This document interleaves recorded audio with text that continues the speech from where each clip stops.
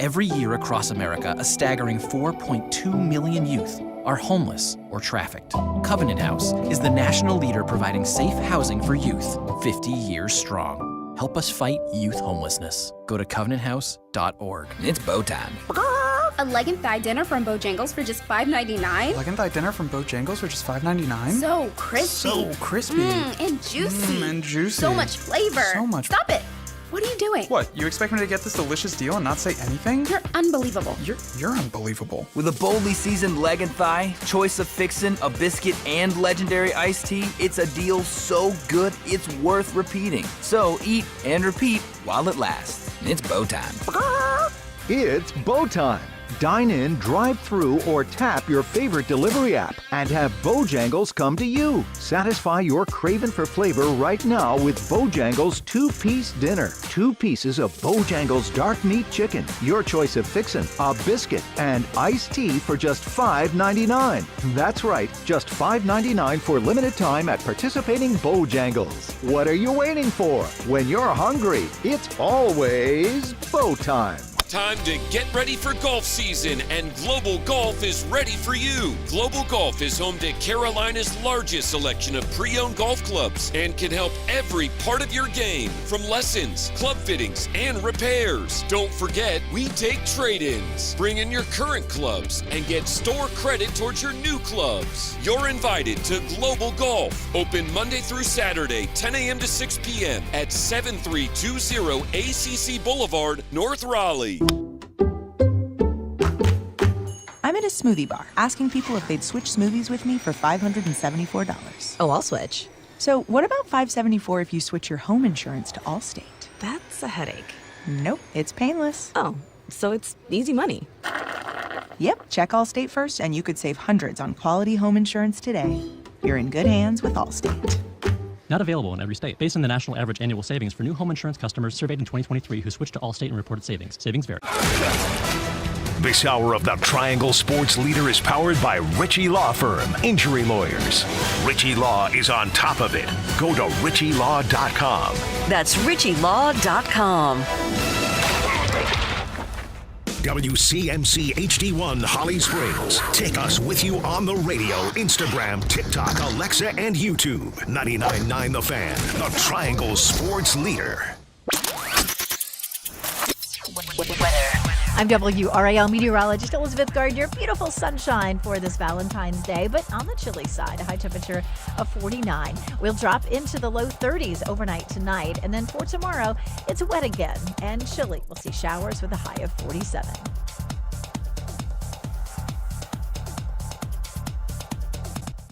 Weather update brought to you by Newcomb & Company, where your comfort is their business. Visit newcombandcompany.com. 3 o'clock check of your money. Dow Jones down 111 points at 44,599.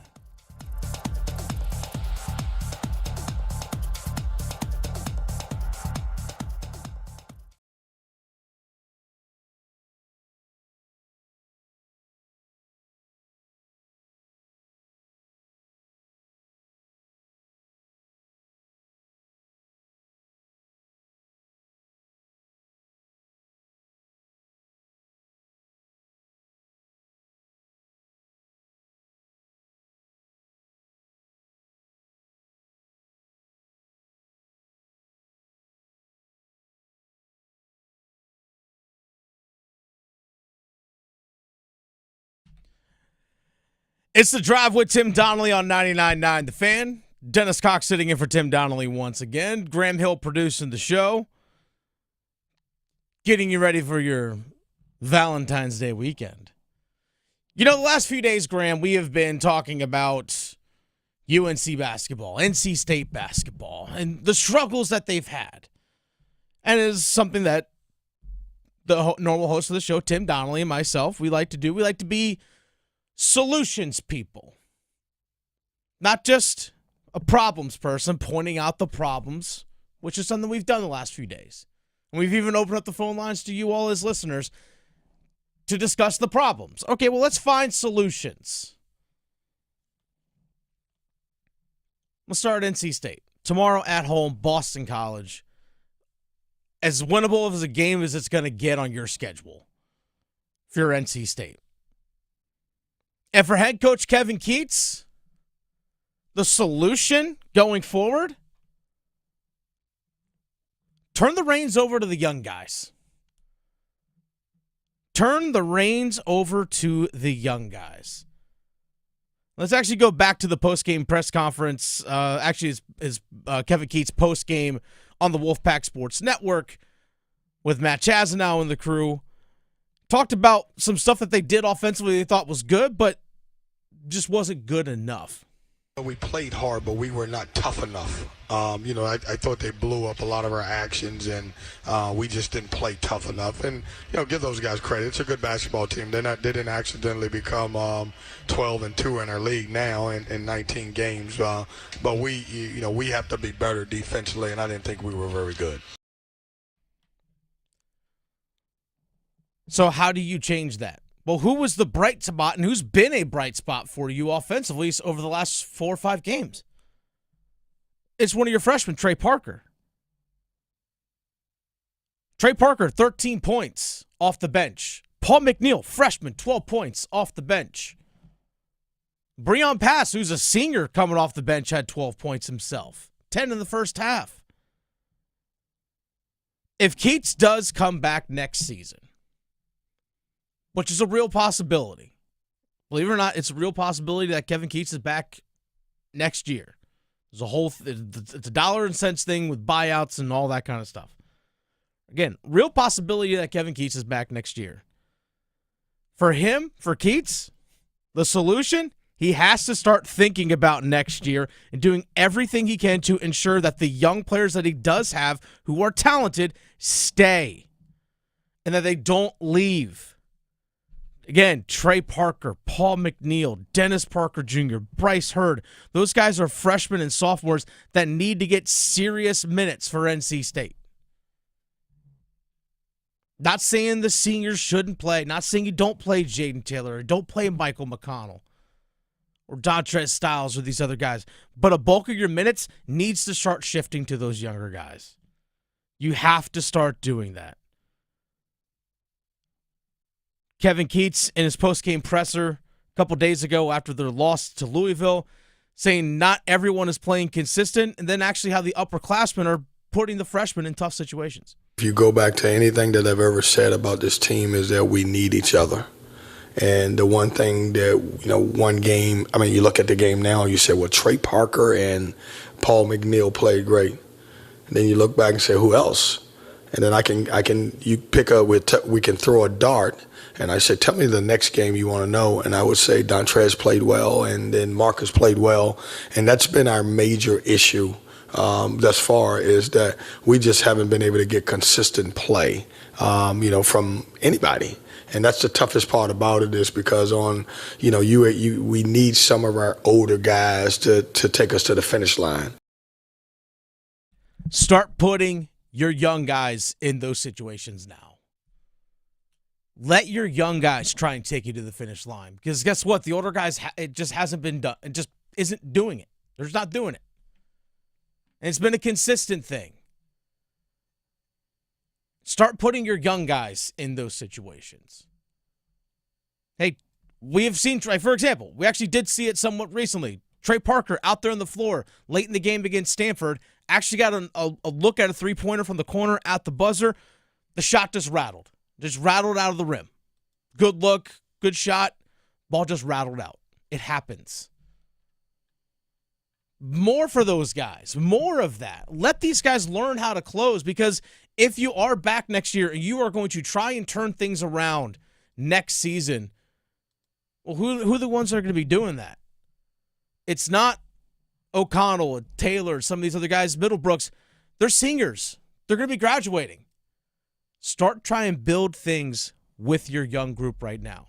Because if you can start showing progress with your young players, when it's time for your year-end review, hey, look, I try to ride it with the seniors. I started turning things around here at the end of the year with these young bucks. Let me build around these guys. Then maybe you can go find that superstar. Kevin Keatts has mentioned, we don't have a real superstar in the roster. Maybe you don't. But at least you got to figure out what these young guys can do. That's the solution in my eyes. Graham, you actually brought that up the other day. It's time to turn things over to your young core because they do have some good young talent, Graham. Yeah, when you think, I know right now the main topic of conversation when it comes to NC State basketball is job security. Mm-hmm. But for these guys like Trey Parker, Paul McNeil, Ish Doof, they want to know that they have roster security, that they can have a reason to come back next year and not just have to throw their names in the portal because even during this 9, 10, 11-game losing streak, if it gets to that, they don't want to know that, all right, I sat on the bench the entire time and didn't even have a chance to develop when the season was already a lost cause. Why should I even consider coming back next year for a starting role if I didn't even get the green light when the rest of the season was just pretty much out the window, essentially? Mm-hmm. I'm with you. And here's the thing. Like I said, I'm not saying that these other guys who have gotten you to where NC State got to last year with O'Connell and Taylor and some of these other guys, I'm not saying you just completely ignore them. But you have to start getting more heavier minutes to the young guys. And when senior day rolls around, that final home game at Lenovo Center, start all your seniors. Play those guys. Reward a guy like Breon Pass who's been with your program for 4 years. Yeah, that's the curtain call. Yes. Rightfully so. Do that. Hey, do the video package. Hey, thank you guys. Remember what you guys did for us. Play the video package of the run to the Final Four last year. Do all those things. Do all that. Recognize them and honor what they did. Because sometimes, and I had this problem myself when I was a coach, I was loyal to a fault. I was. Especially for a senior. I was loyal to a fault. Granted, I didn't have the transfer senior like some of these guys are. Like Dontre Styles, this is his 1 year. Brendan Huntley-Hatfield, this is his 1 year. Middlebrooks there for 2. Taylor O'Connell, some of these guys for 2. But it's so easy to be loyal to the folks that helped you get to where you reached last season. For example, O'Connell was a big part of that run. So was Taylor, Middlebrooks, massive parts to the run that you had last season. And it's really easy to buy in and still stay loyal to those guys. I totally get it. Not saying you just completely abandon them. You don't do that. But they have to understand, hey, look, you got us to an amazing place last year, but I got to start thinking about the future of this program. It's nothing personal. It's not. It's not. It really isn't. And guess what? That banner's still going to hang up in the rafters tomorrow, next year, and 30 years from now, and you're forever going to be part of that legacy. But I got to start thinking about the young guys and the future of this program. Again, it's not personal. So there's the solution for NC State basketball the rest of the way forward. It's The Drive with Tim Donnelly on 99.9 The Fan. Dennis Cox sitting in for Tim Donnelly this afternoon. We're here to tell you about my friends over at Law Tigers. Folks, it's back, and it's better than ever. Who wants to win a custom Canales motorcycle? The Carolina Hurricanes, Law Tigers, Tobacco Road, Harley-Davidson, and Shiny Side Paint are all teaming up once again to give one lucky fan a custom Canales motorcycle. You know, it's Valentine's Day. I was thinking a little Valentine's Day poem is, hey, is that a kickstand? Because you got me leaning towards you. That's what you can have with a custom motorcycle, folks. It's beautiful. Built right here in Raleigh at Tobacco Road, Harley-Davidson. Painted custom with Canes colors, Canes logos, right from Shiny Side Paint, right here in Raleigh. And it's an absolutely one-of-a-kind bike. Because, again, it's a custom build. Go to caniacsbike.com to enter for your chance to win this bike. Again, caniacsbike.com for your chance to win this custom beauty of a motorcycle. Deadline to enter is April 6th, but don't wait, folks. Go enter now, caniacsbike.com. Law Tigers is a network of independent law firms who are members of the American Association of Motorcycle Injury Lawyers. Law Tigers is not a law firm. It's The Drive with Tim Donnelly on 99.9 The Fan. We have more solutions, including UNC basketball. Their solution might be a harsh and treacherous route, but it might be the necessary one. Next. Listen for the Did He Just Do That? Johnson trying to step back for a three. Bring it up. Left side. Boy, that was cold-blooded. The deep looks from downtown. Damask from the right block. Gives to Hawkins. Straight on. Triple. Good. They left him open, and he makes him pay. The Get That Out of Here's. Bonner to the basket. Rejected by Renew, who saw that one coming. Your exclusive home for the Final Four. 99.9 The Fan. The Triangle Sports Leader. Dear McDonald's, your breakfast menu? Fire. 10s across the board. I could be happy with anything, even though I order the same thing every time. Thanks for not judging me. I'll try something new next time. Maybe. Get your faves for less. Buy a sausage McMuffin with egg for $2.50. Add any size Sprite for $1.49. Price of participation may vary. Cannot be combined with any other offer or combo meal. Ba-da-ba-ba-ba. Get ready. The Chatley Boat Show and Sale is coming to the State Fairgrounds this weekend at the Car Scott Building. It'll be filled to the max with boats ready for immediate delivery featuring Suzuki Outboards. Shop center console, runabouts, deck boats, bass boats, pontoons, aluminum boats, and more, all under one roof. Boat Show only savings, discounts up to $12,000, factory rebates, and special financing on site. The Chatley Boat Show and Sale this weekend at the Car Scott Building on the State Fairgrounds, featuring Suzuki Outboards, free admission and parking. From Carolina winters to our very sunny summers, as America's exterior remodeler, Window World is here to keep families across the Triangle comfortable year-round. If you need new windows, siding, doors, and more, look no further than your locally owned Window World, the Triangle's most trusted and America's largest exterior remodeler.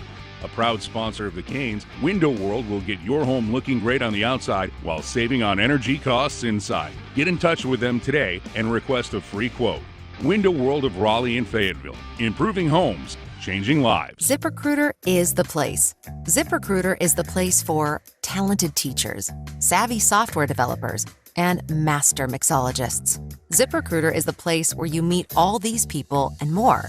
That's because ZipRecruiter is the place for job seekers who are looking for new opportunities. In fact, ZipRecruiter helps 10 million people with their job search every day, so you can find the right candidates right away. It's no wonder that ZipRecruiter is the place for skilled skydiving instructors, accomplished airbrush artists, and proficient pediatricians. But if you're not using ZipRecruiter to hire, you're missing out. ZipRecruiter is the place that's so confident it can make your hiring easier that it lets you try it for free at ZipRecruiter.com/free. So if you want the right candidates for all your roles, ZipRecruiter is the place to go. Try it for free at ZipRecruiter.com/free. That's ZipRecruiter.com/free. Never miss out on great candidates with ZipRecruiter. Why choose a Sleep Number smart bed? Can I make my side softer? Can I make my side firmer? Can we sleep cooler? Sleep Number does that. Cools up to 8 times faster and lets you choose your ideal comfort on either side. Your Sleep Number setting. And now save 50% on the new Sleep Number limited edition smart bed. Plus free home delivery. Ends President's Day. Exclusively to Sleep Number store near you. Learn more at sleepnumber.com.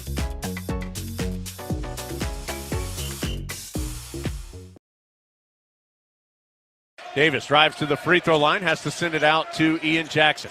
Between the legs, spins in, pitches in the right corner to Trimble. He'll try and answer the three and bangs it home to knot it up at 3 early on.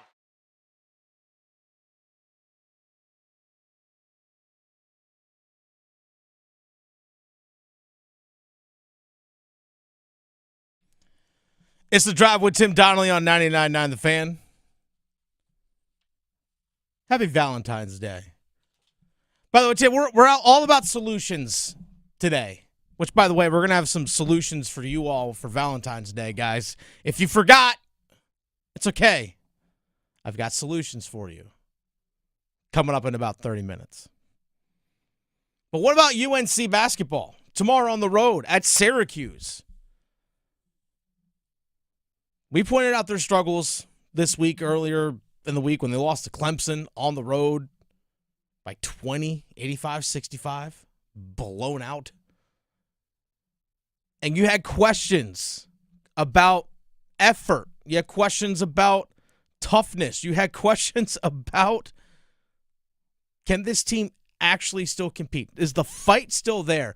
Early in the season, they got into some big double-digit deficits early in games against some really good teams, and they scratched, fought, and clawed their way back into them. That second game of the season against number 1 Kansas, when they were down by, I think, 20 points at least, feels so long ago. Yeah. And they somehow crawled and scratched their way back to only lose by 1.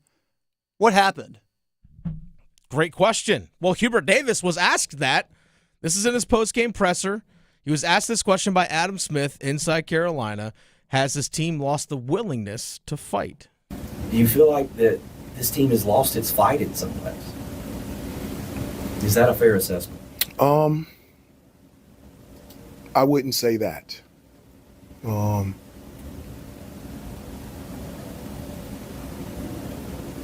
I would not say that.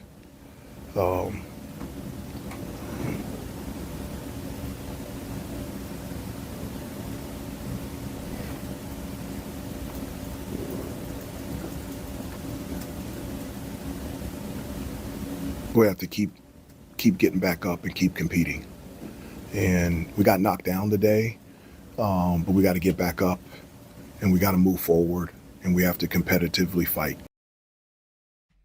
Yeah, major red flags. Major red flags with all that answer. The fact that it wasn't a definitive, no, I have no questions about our team's fight. No questions at all about that. You didn't pound the table for your team. You necessarily have to pound the table. But it's like, has your team lost its will to fight? No, there's no questions about that. Our team fights every single day. We do it in practice. Our team fights every single day. No questions regarding that. The fact that we had this long pause and everything, guess what? There are questions about competitiveness and everyone actually buying in, including Seth Trimble, one of your juniors, post-game after the loss to Clemson, talking about not only the worst thing about the loss to Clemson, but it takes everyone, but not everyone's in there.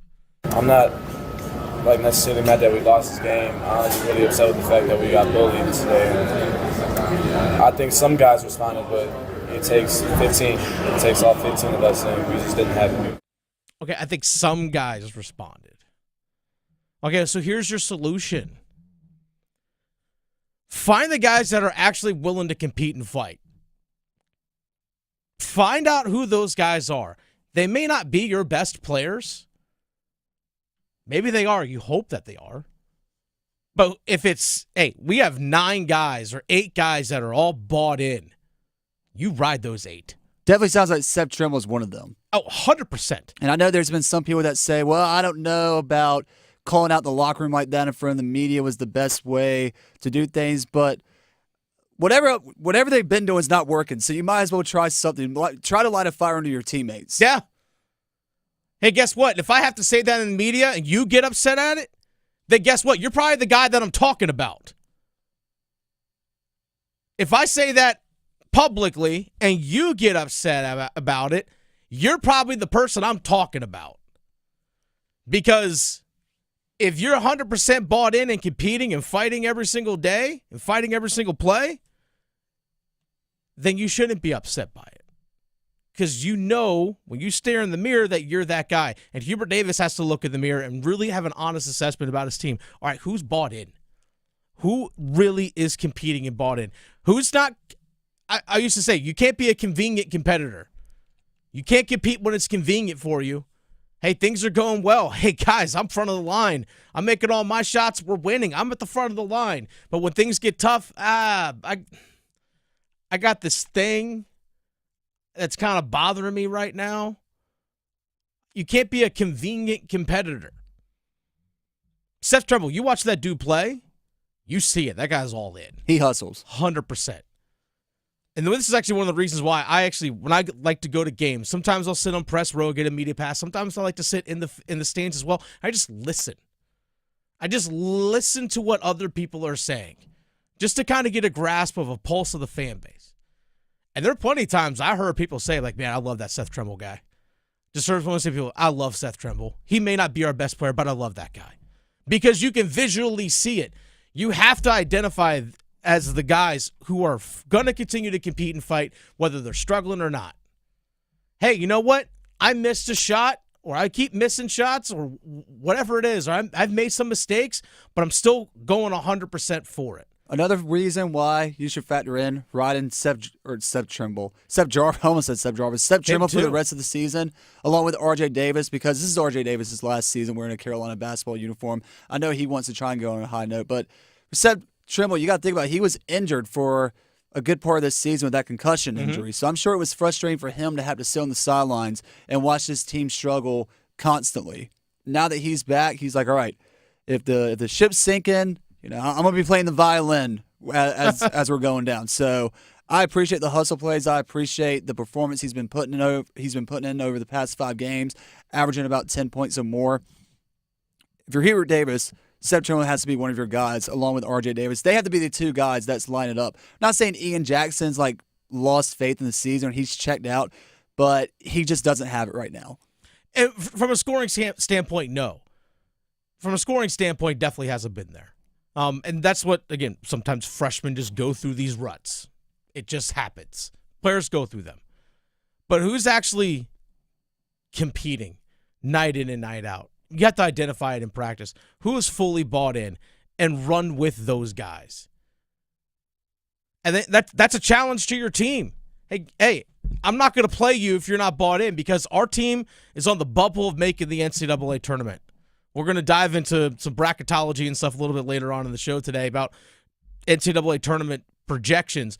Right now, North Carolina, one of the first 4 teams out. The first 4 teams out in the NCAA tournament, according to Joe Lunardi, ESPN, his bracket projection, first 4 out: Virginia Commonwealth, VCU, SMU, Wake Forest, North Carolina.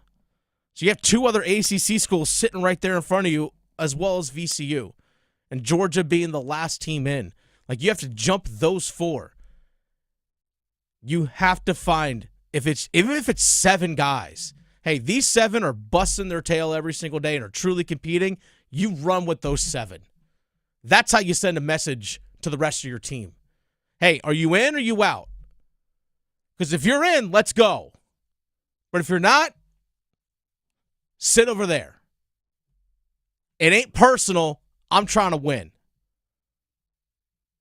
Choice is on you as a player. That's the solution for Hubert Davis. If someone's not bought in, sorry. That's your choice, not mine.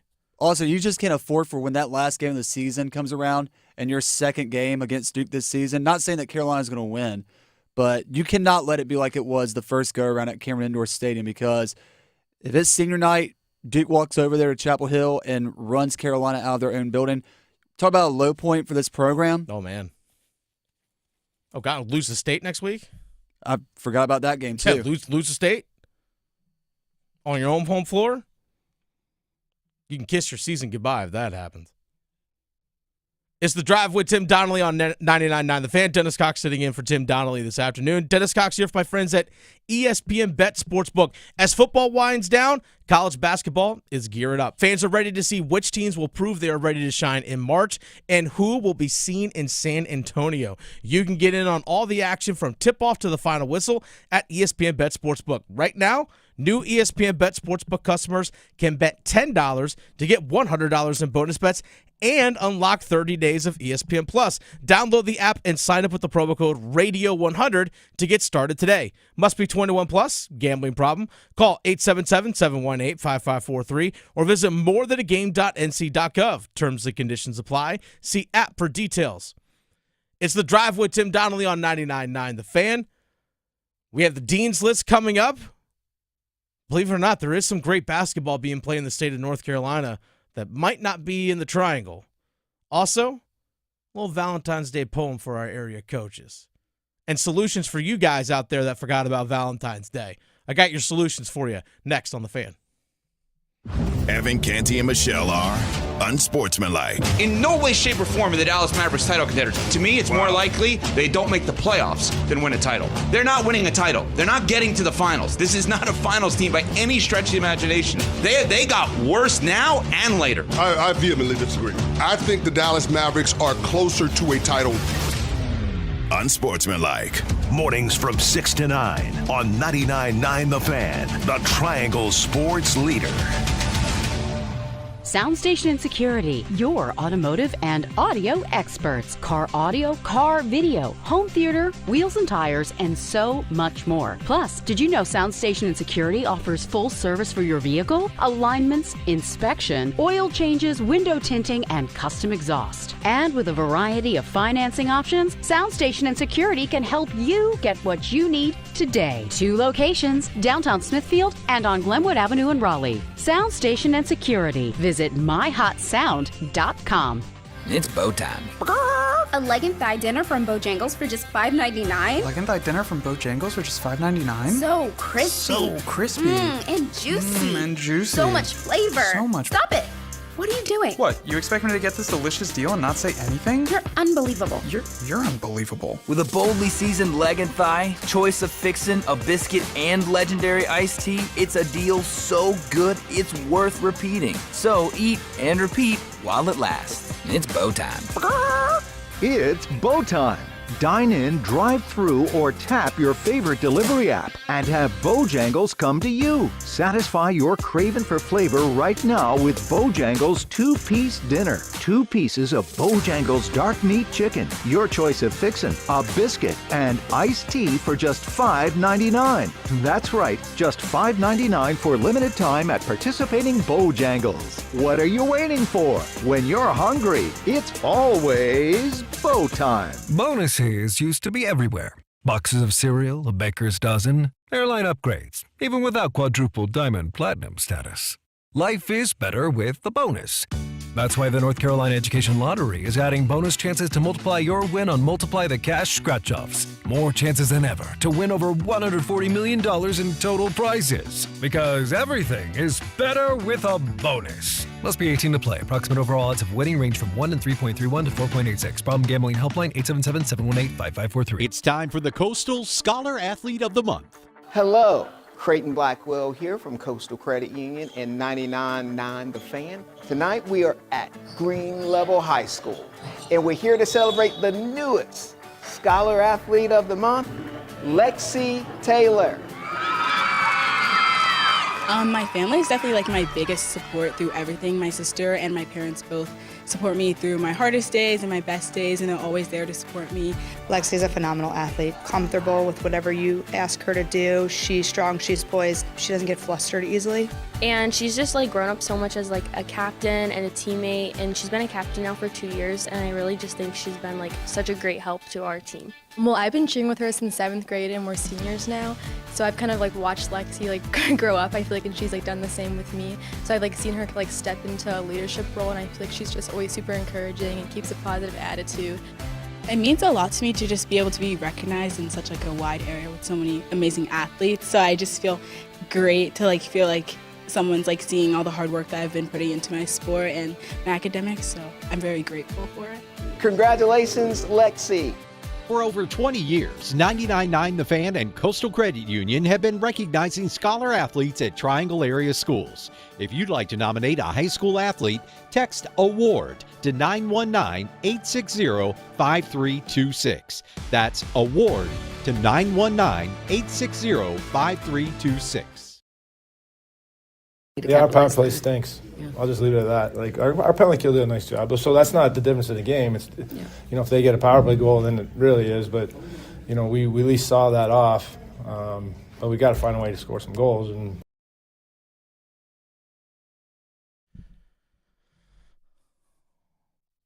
those are the words of Rob Brindamore. But guess what? Hey, last time we saw the Carolina Hurricanes play, 7 on the board. Including a power play goal. Including a power play goal by Seth Jarvis. We'll see Seth Jarvis in action tomorrow night against Team USA in the Four Nations. Jacob Slavin for Team USA. Locking it down yesterday. Looked good. 6-1 win for the United States over Finland yesterday. U.S. just, outside of an early goal off an odd man rush for Finland, United States just shut it down. They just shut them down. And it was awesome. USA Canada tomorrow is going to be lit. I cannot wait for that. But until then, no Seth Jarvis on the Dean's list today, Graham. Sorry, your guy.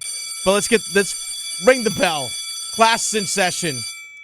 Here on the Dean's List, we like to recognize people on the Dean's List, or recognize people involved in college sports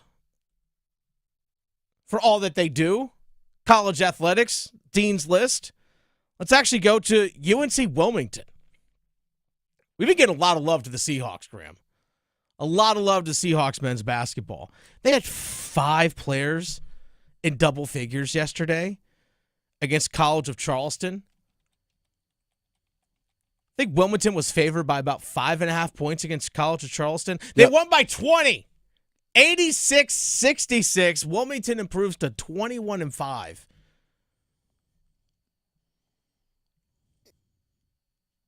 Harlan Obioha, their big man, 16 points, which tied the team lead with two other players. Also had 12 rebounds in just 21 minutes. Big time win yesterday for the Seahawks. Also, their head coach, Takeo Siddle, shout out to him. 100 career wins. 100 career wins. Actually, reached out, try to see if we can get Coach Siddle on, but he's busy. He's winning too much. He's got a hot wins. commodity. He's got wins. He's got a lot of them. Got a lot of wins. There's some people out there floating around the idea of maybe he's the next NC State basketball coach. Oh, man. I mean, just saying. Another UNC Wilmington to Raleigh, or another Wilmington to Raleigh pipeline as far as college basketball coaches. I mean, Coach Siddle's a North Carolina guy. He's from Eden, which is just north of Greensboro. Was an assistant coach at UNCW under Kevin Keats. Then when Keats came to Raleigh, came with him for the first few years.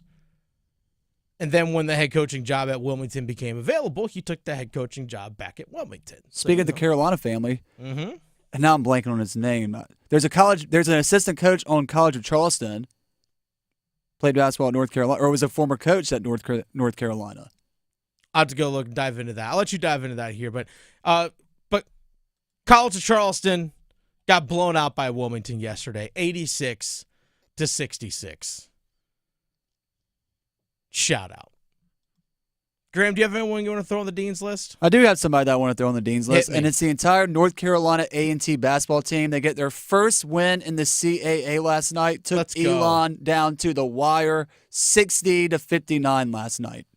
And for an A&T team that is kind of wrapped up in a little bit of controversy with the whole speculation of gambling, like a fix on games or players, altering stats, and then 3 of their players also just being kicked off the team or dismissed from the team for violation of longstanding team rules. It's like, oh, that's funny that happens at the same time this investigation opens about possible, gambling stuff with your team.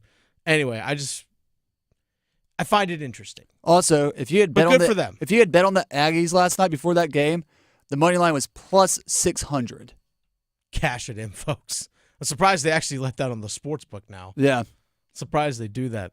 Pretty big spread. Also want to shout out on the Dean's List, NC State women's basketball holding on defensive stop late in a 76-74 win at home against Miami yesterday. 20-4 are the Wolfpack. Impressive. Zoe Brooks with the game-winning bucket, I believe. Yeah. I think with you're like correct 45 seconds left. Take that, Cavender twins. Actually, Haley Cavender did have 20 points to lead all scorers yesterday for Miami. So there's that. Yeah, and she actually surpassed 5,000 career points. So that's impressive. 5,000? She might be on the Dean's List for that. 5,000 career points? You know, look that up. That's insane. She has been playing college basketball for a while. She has. COVID years and all those kinds of things. It happens. So that's the Dean's List. Congratulations to everyone that made the Dean's List today. By the way, speaking of basketball, college basketball in the state of North Carolina, UNC Greensboro, we talked about UNC Wilmington, right there near the top of the standings in the CAA. They are just, I think they're second place right now in the CAA in the Colonial Athletic. I'm sorry, it's the Coastal Athletic Association. You mentioned A&T getting their first win yesterday, but UNC Wilmington just one game back at Towson for the top spot in the CAA. You actually go out to the SoCon, which features UNCG, UNC Greensboro, also a few other schools in and around the state of North Carolina. But UNC Greensboro in the SoCon tied atop of the conference with Chattanooga 10-3. Before somebody calls me out in the comments, I need to correct myself. It was 2,500 points. Oh, 2,500. That Haley Cavender surpassed. I was to say, damn, like that might be a record for everything. But yeah, 2,500 points is still impressive. There was a 5 included there. You got that right. A couple of zeros. But yeah, UNC Greensboro out there in the top. Tied for the top of their conference as well. We're actually going to talk to UNC Asheville basketball coach Mike Morrell. We're going to talk to him on Monday next week. A lot of great basketball in the state of North Carolina. I love it. It's been a lot of fun seeing the state of North Carolina be more than just the ACC. And heck, we've seen Campbell climb up for a tie for the 3rd spot in the CAA.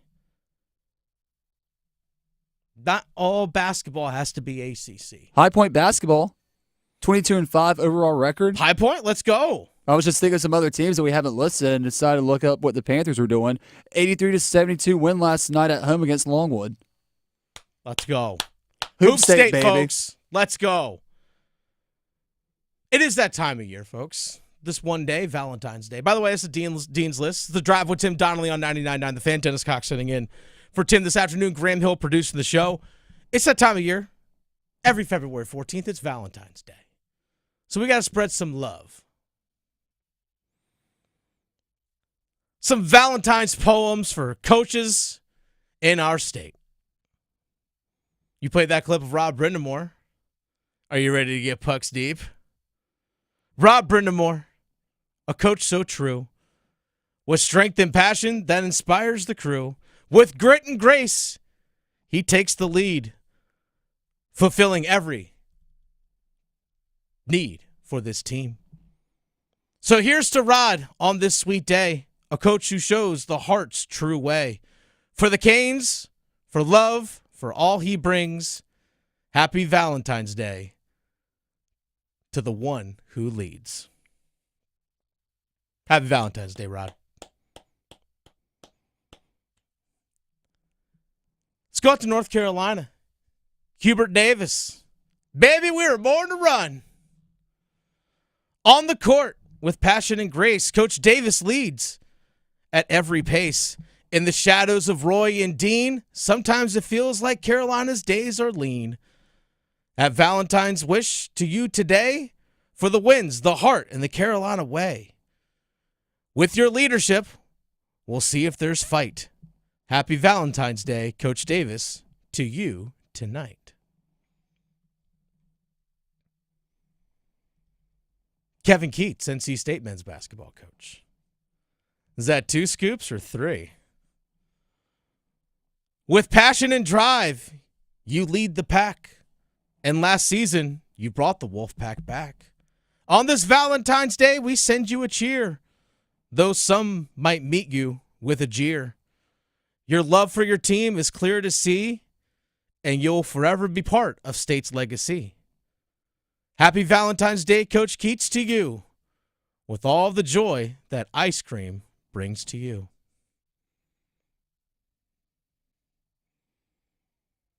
Let's go to John Shire, Duke basketball.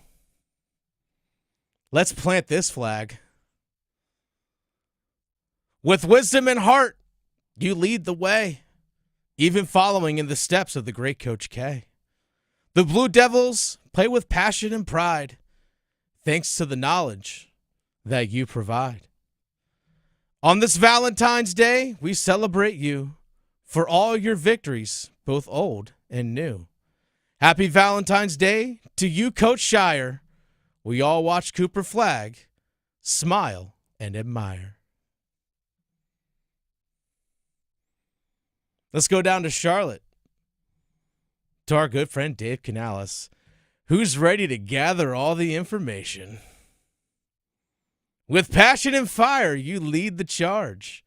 Coach Canales, your vision is quite large. On the field, You bring heart and drive, helping Bryce Young to grow and thrive. On this Valentine's, we cheer for you, for the wins, the grit, and all that you do. Happy Valentine's Day, Coach Canales with pride. The Panthers are lucky to have you on our side. Graham, you have any Valentine's Days that you want to throw out to any coaches or people? Anything? Dave Doran. Today. Oh, you Happy want one for Valentine's Day, Dave Doran. Oh, you got a poem for Dave? I don't have a poem off the top of my head, but his passion, his personality. Careful there, Graham. Characteristics. Careful there, Graham. How can you not love him? So those are our Valentine's Day poem for our coaches here in the state of North Carolina. Might have to run that back. But also, hey, all you guys out there, by the way, you're probably driving home, maybe picking up the kids, or you're maybe running a couple things, you're scrambling on the way home thinking, crap.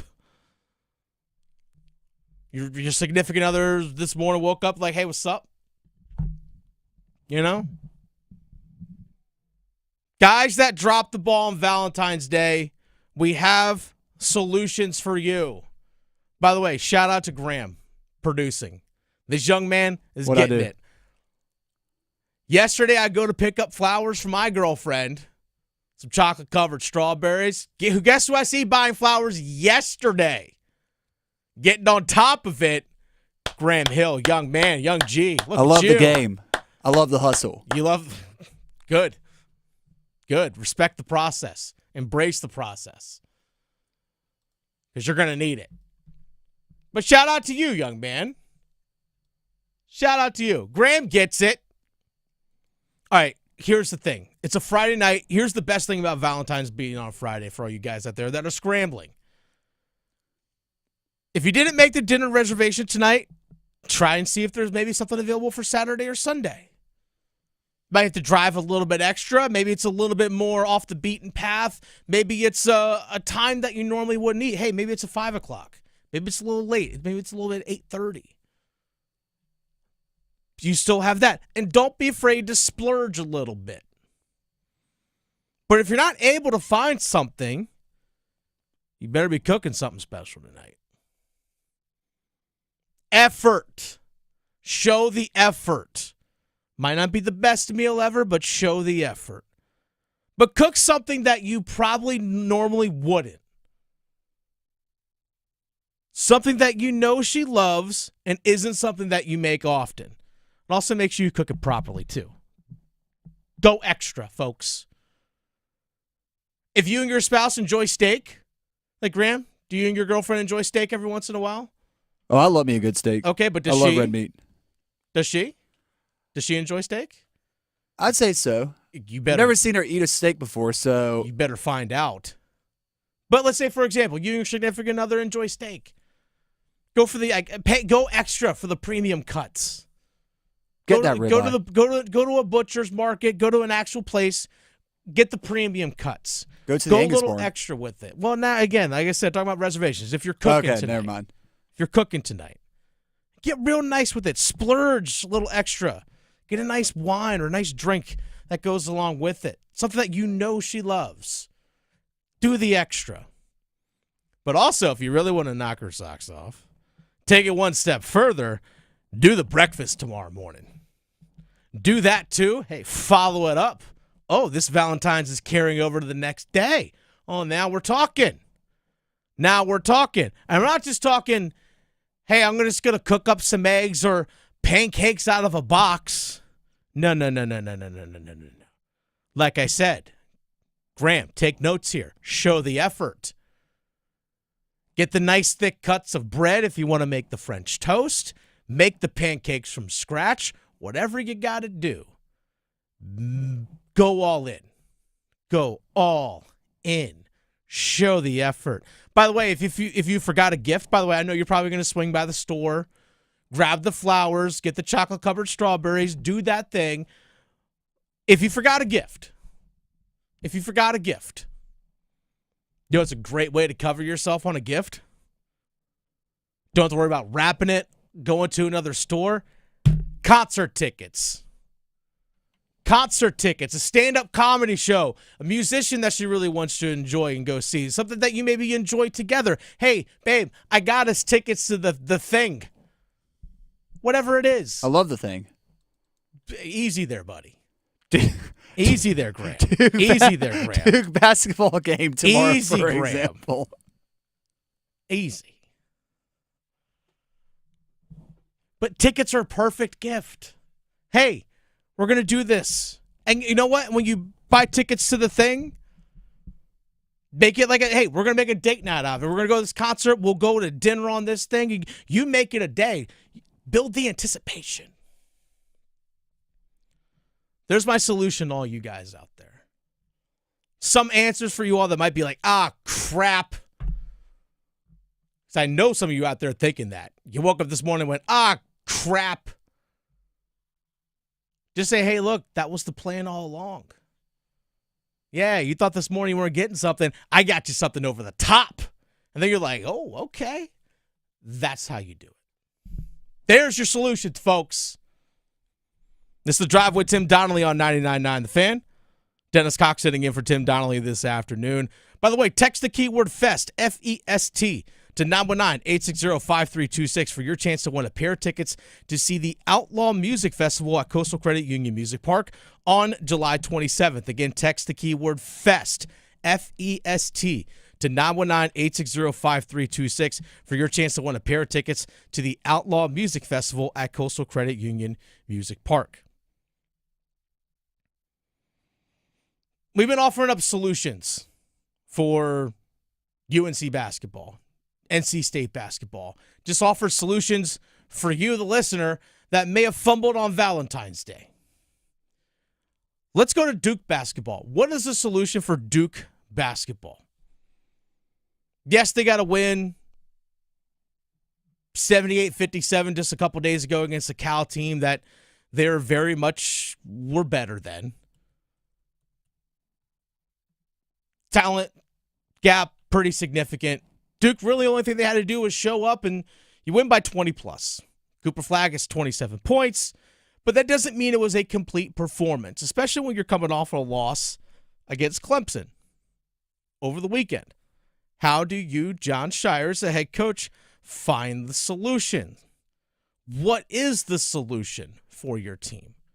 It's hard to quantify it fully for a team that is so dominant and outclasses their opponent. But there are different things that you can do that you can emphasize, including being able to accomplish a lot of things defensively like they did in their game against Cal the other day, but also still having room to improve and to grow. Yeah, I thought so, and I also thought they missed some shots, and we let them in our paint too easy. We fouled jump shooters 3 times. The offensive rebounding, they're really good, and we did a good job. After the initial, I thought we gave up some offensive rebounds initially, but for the most part, in the second half, I thought we covered that up and did a better job. But I think there's still a lot there, John. We have to get better at, and look, they shot 41% in the second half, so our defense was very different for me in the first and second half, and that can't change when I sub. That can't change as the game wears on. We have to be very consistent with that. And I don't think we're quite where we need to be with that right now. I think the solution for Duke basketball, in order to be better on the defensive end, in order to put more stress on the opposing teams, is to actually push the pace maybe a little bit further. You have the depth, especially really all across the board. You have 9 guys that you can run. You have 9 guys that you can run. Now that you have Mason Gillis back, that also helps the lineup. Exactly. Helps you down low, too, in size.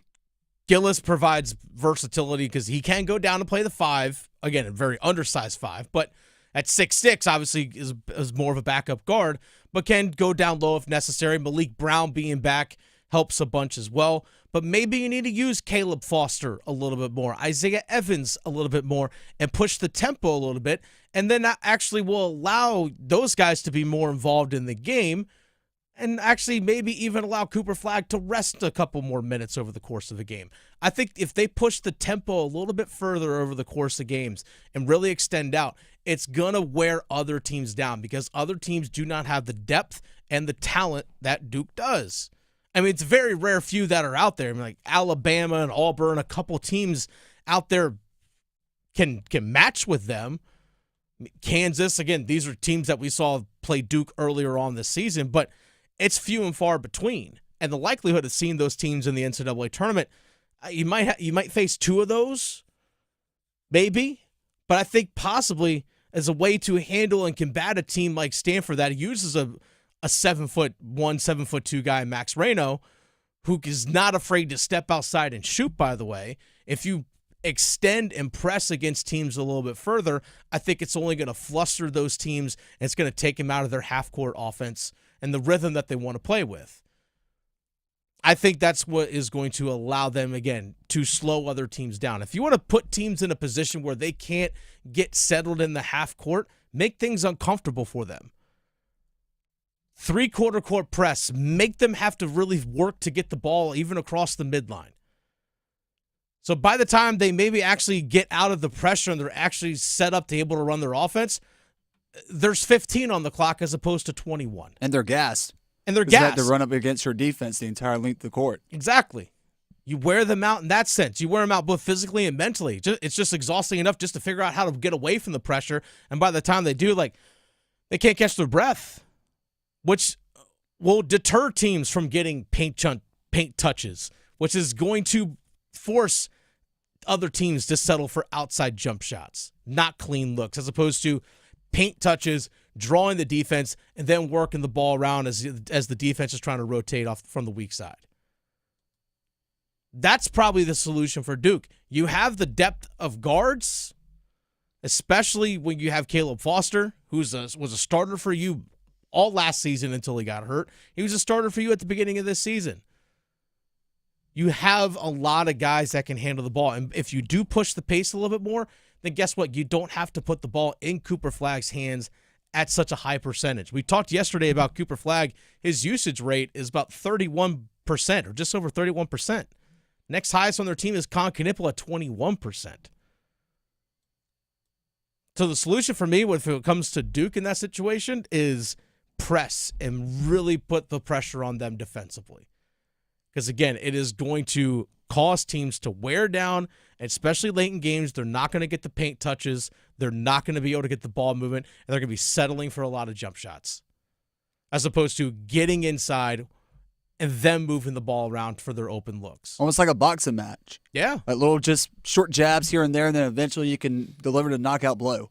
Body Whether shots. it's another Cooper Flagg slam dunk, Tyrese Proctor, three-point shot, come on, Malawatch, doing the dirty work down low up against the boards.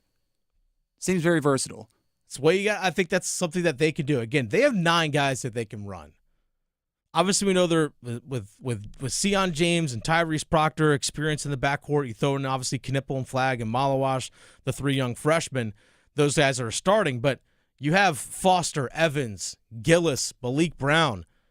Patrick Gongba is another guy. Really, if you need to throw in a 10th guy, you can throw Gongba in there as well, just to get even, 5 minutes, just to spell Brown and spell Malawash if you need to. There's a lot of versatility with their lineup. Push. Because that's a tempo that you might have to play with come tournament time. And they play Saturday and they play Monday. Get your body used to that turnaround of you play one day, get the next day off, you got to follow it back up 2 days later. Saturday, Monday. You're going to get 2 games in 3 days in the NCAA tournament. It's just how it works. You got to do that each weekend of the tournament. Get your body used to it. It's The Drive with Tim Donnelly on 99.9 The Fan. Dennis Cox sitting in for Tim Donnelly this afternoon. Happy Valentine's Day to each and every single one of you out there. We're all about solutions on this Valentine's Day. And there's some solutions that Dan Morgan needs to figure out when it comes to 2 of his young stars. We'll find those solutions next.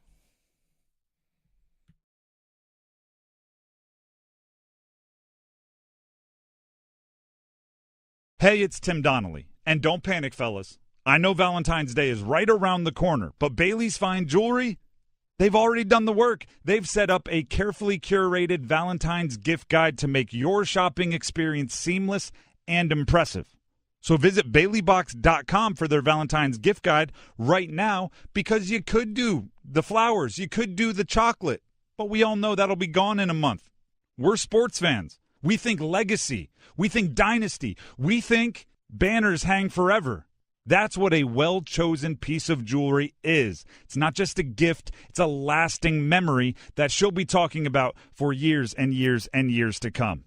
Top designers, heart-shaped jewelry, the Bailey's collections that come with the exceptional quality and personalized service that Bailey's Fine Jewelry is known for. They want to help you out like a great coach this Valentine's Day so you can get the victory in the big game. BaileyBox.com. Check out their Valentine's gift guide. Caniacs, get ready for Iced Tea, a brand new podcast that gives you the behind-the-scenes stories from the Carolina Hurricanes. You watch the game back? Yeah, all the time. And are you hard on yourself? Oh, God, yeah. Any of the players ask for their crust off? We do have one player that I cut the crust off, and I individually wrap it for him. Your name is on the Stanley Cup. It's the best trophy in sports. Follow Iced Tea with Megan LaMontagne in any podcast app or watch the show on YouTube. Hello, I'm John Heister for the Heister Automotive Group. And you know, we're constantly looking for ways to serve you better. One of the ways we do that is with something we call a Go-See. And that's where you select a vehicle from our inventory, and we have thousands, and we get one of our product specialists to bring that vehicle to you at your convenience. How do we do that? Well, it's simple. We have a group of employees that are evaluated based on the number of presentations they do. They're glad to do it. So it's just one more way we get off our keister and bring Heister to you. Progressive knows we all crave validation. Girl, you are not 37. I would have guessed 27. You guys are too sweet. Sure, dewy skin. Terrific. Is something wrong, Ned? Why would you ask? Just because today marks my 10th anniversary without a car accident or even a speeding ticket? But somehow, tonight's all about your skincare. Wow. With Snapshot from Progressive, you can get a personalized rate based on how you drive. And that's all the validation you need. Progressive Casualty Insurance Company and affiliates. Snapshot not available in California or from all agents. Surcharge possible for unsafe driving. Hey girl, haven't seen you downtown lately. Nope, sticking to our go-to places. You mean like Sharky's? Well, we love our Sharky's. Best wings and gumbo on the planet. But we never miss the $5 sangrias on Wednesdays at the new Salt and Lime. And Mexican pints on Thursdays for $3. You know my boy loves the House of Hops. No better selection of craft beer in the state. Loves their specials, their food trucks, and you know I love my wine. They have a wonderful selection. And have I told you about our new takeout spot, Che Empanadas? It's right next to Sharky's. They have 20 different types of authentic Argentinian empanadas, and they are incredible, especially the breakfast ones. You gotta try it. Sounds perfect. And how awesome is it that they're so close to each other? Yes! Give them a try. Che Empanadas, House of Hops, Salt and Lime, and Sharky's. Just a hop, skip, and a jump from each other off Durham Road, Glenwood, and Grove Barton. A new game has landed in North Carolina. Officials are calling this new species of game Cash Pop. So easy to play, it's out of this world. Reports confirm you just pick and match one number to win up to $2,500. With 5 drawings every day, cash landings have been sighted across the state. So be on the lookout for Cash Pop from the North Carolina Education Lottery. The wins are out there. Must be 18 to play. See Cash Pop prize and odds chart at nclottery.com for details. Problem gambling helpline 877-718-5543. This hour of the Triangle Sports Leader is powered by Ritchie Law Firm, injury lawyers. Ritchie Law is on top of it. Go to ritchielaw.com. That's ritchielaw.com. They score! WCMC HD1 Holly Springs. Take us with you on the radio, Instagram, TikTok, Alexa, and YouTube. 99.9 The Fan, the Triangle Sports Leader. I'm WRAL meteorologist Elizabeth Gardner. Hope you're enjoying this sunshine for Valentine's Day. It's a little cooler than normal. High temperatures in the upper 40s. And if you're taking your Valentine out for dinner, temperatures will drop into the 30s, most likely by the time you get home. We're down to freezing overnight tonight. We'll see increasing clouds and rain for Saturday. A high of 47, some thunderstorms on Sunday. Weather update brought to you by Newcomb & Company, where your comfort is their business. Visit newcombandcompany.com. 4 o'clock check of your money. Dow Jones down 165 points at 44,545.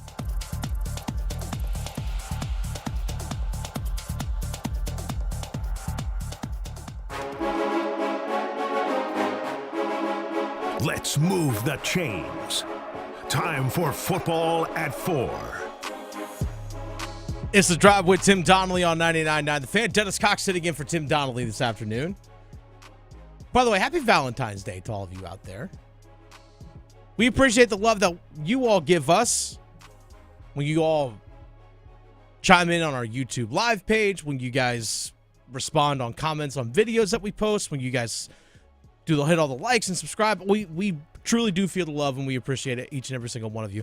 We're well past 15,000 subscribers on our YouTube page, which, by the way, we want you to be part of that community. So make sure you go to 99.9 The Fan on YouTube, subscribe there. We have the full live shows from both The Drive with Tim Donnelly.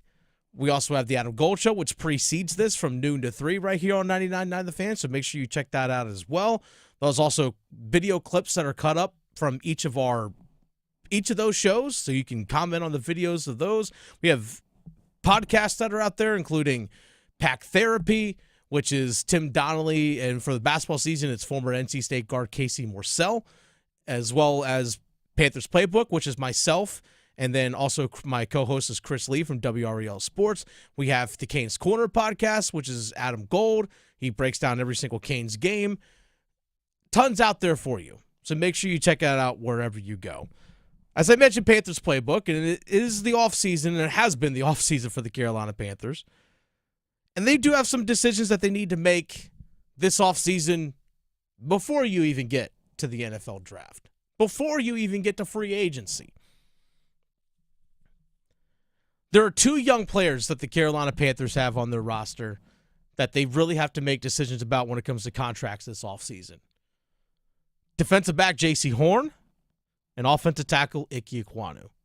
We'll start with J.C. Horn first. He was drafted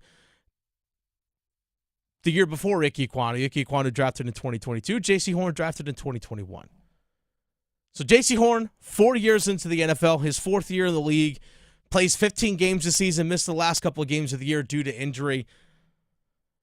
But the most full season that he has played in the NFL. We have seen his talent from the moment he stepped on the field as a rookie, but unfortunately injuries have derailed much of his career.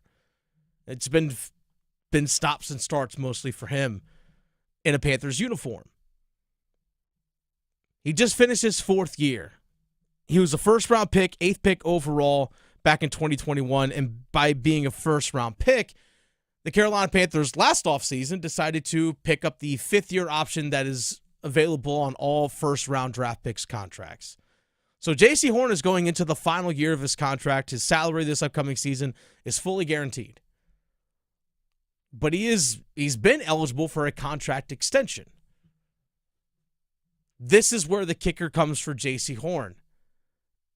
The Carolina Panthers too often in recent years have let their good players leave.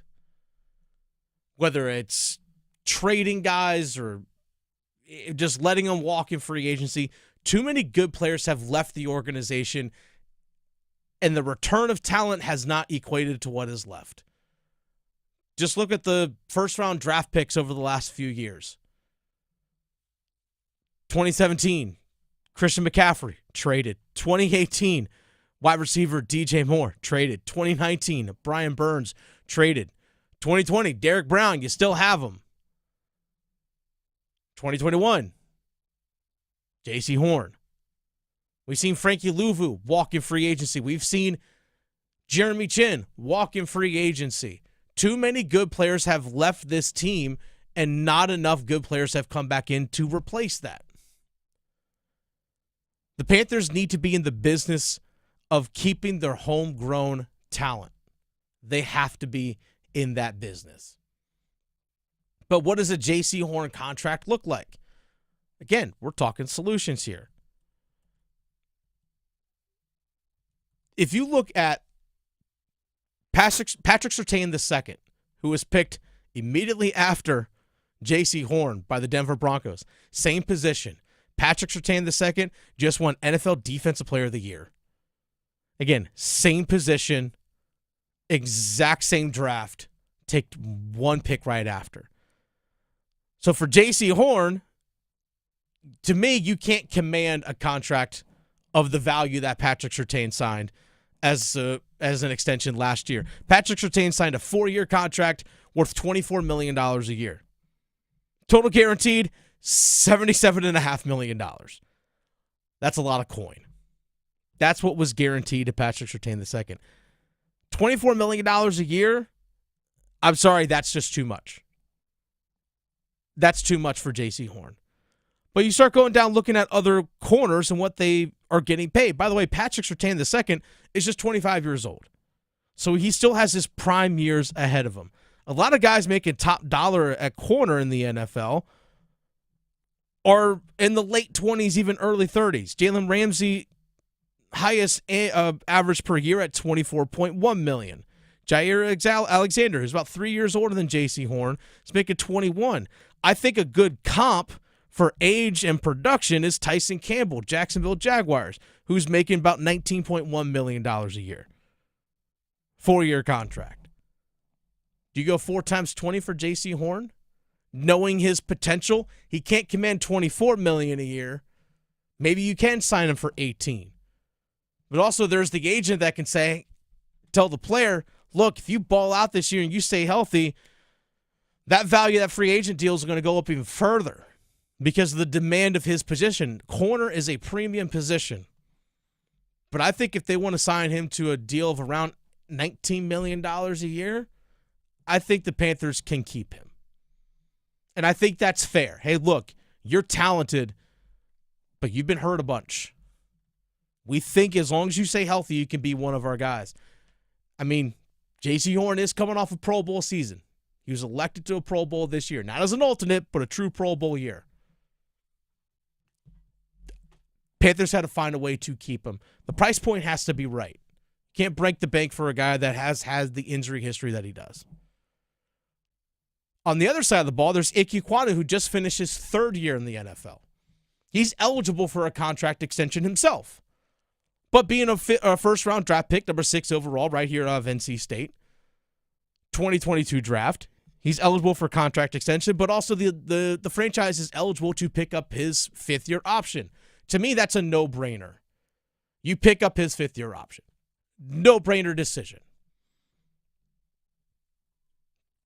But it's the same type thing of a premium position. How much are you willing to pay? How much do you think he is worth? He's a young player overall. He is a young player, is Ike Ekwonu.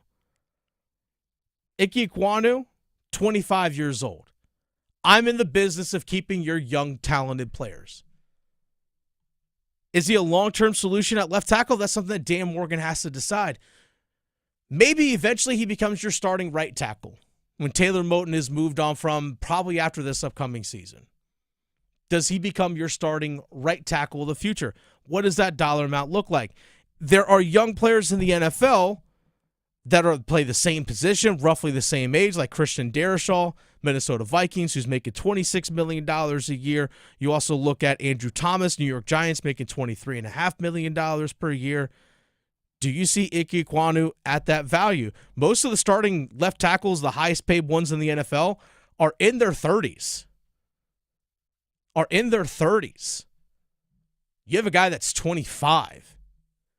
Can you keep Ike Ekwonu on your team for the next 5 years through the age of 30? I think that's something reasonably that they can do. I think the solution for Ike Ekwonu is he had a rough second year. That was the Frank Reich year. That year, Graham, stunk for the Panthers. For everybody. Yeah. For everyone. Everybody involved, not just Ike. Exactly. Everyone involved for the most part. It stunk that year. But we saw progress. We saw progress this year. I think the solution is if you can sign him now to a not as expensive deal, maybe it's a little bit shorter term, then go for it. But you have to have some level of continuity on your offensive line long term. Imagine if you still had 3 years from now, you still had Robert Hunt, Damian Lewis, and Ike Ekwonu.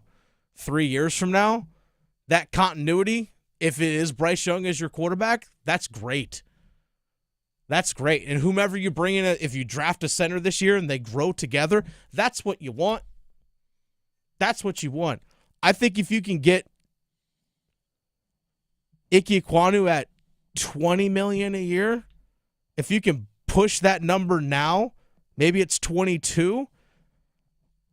I say do it along with picking up the fifth-year option, because you have to keep in mind, you got to sign Bryce Young to a contract extension potentially coming up.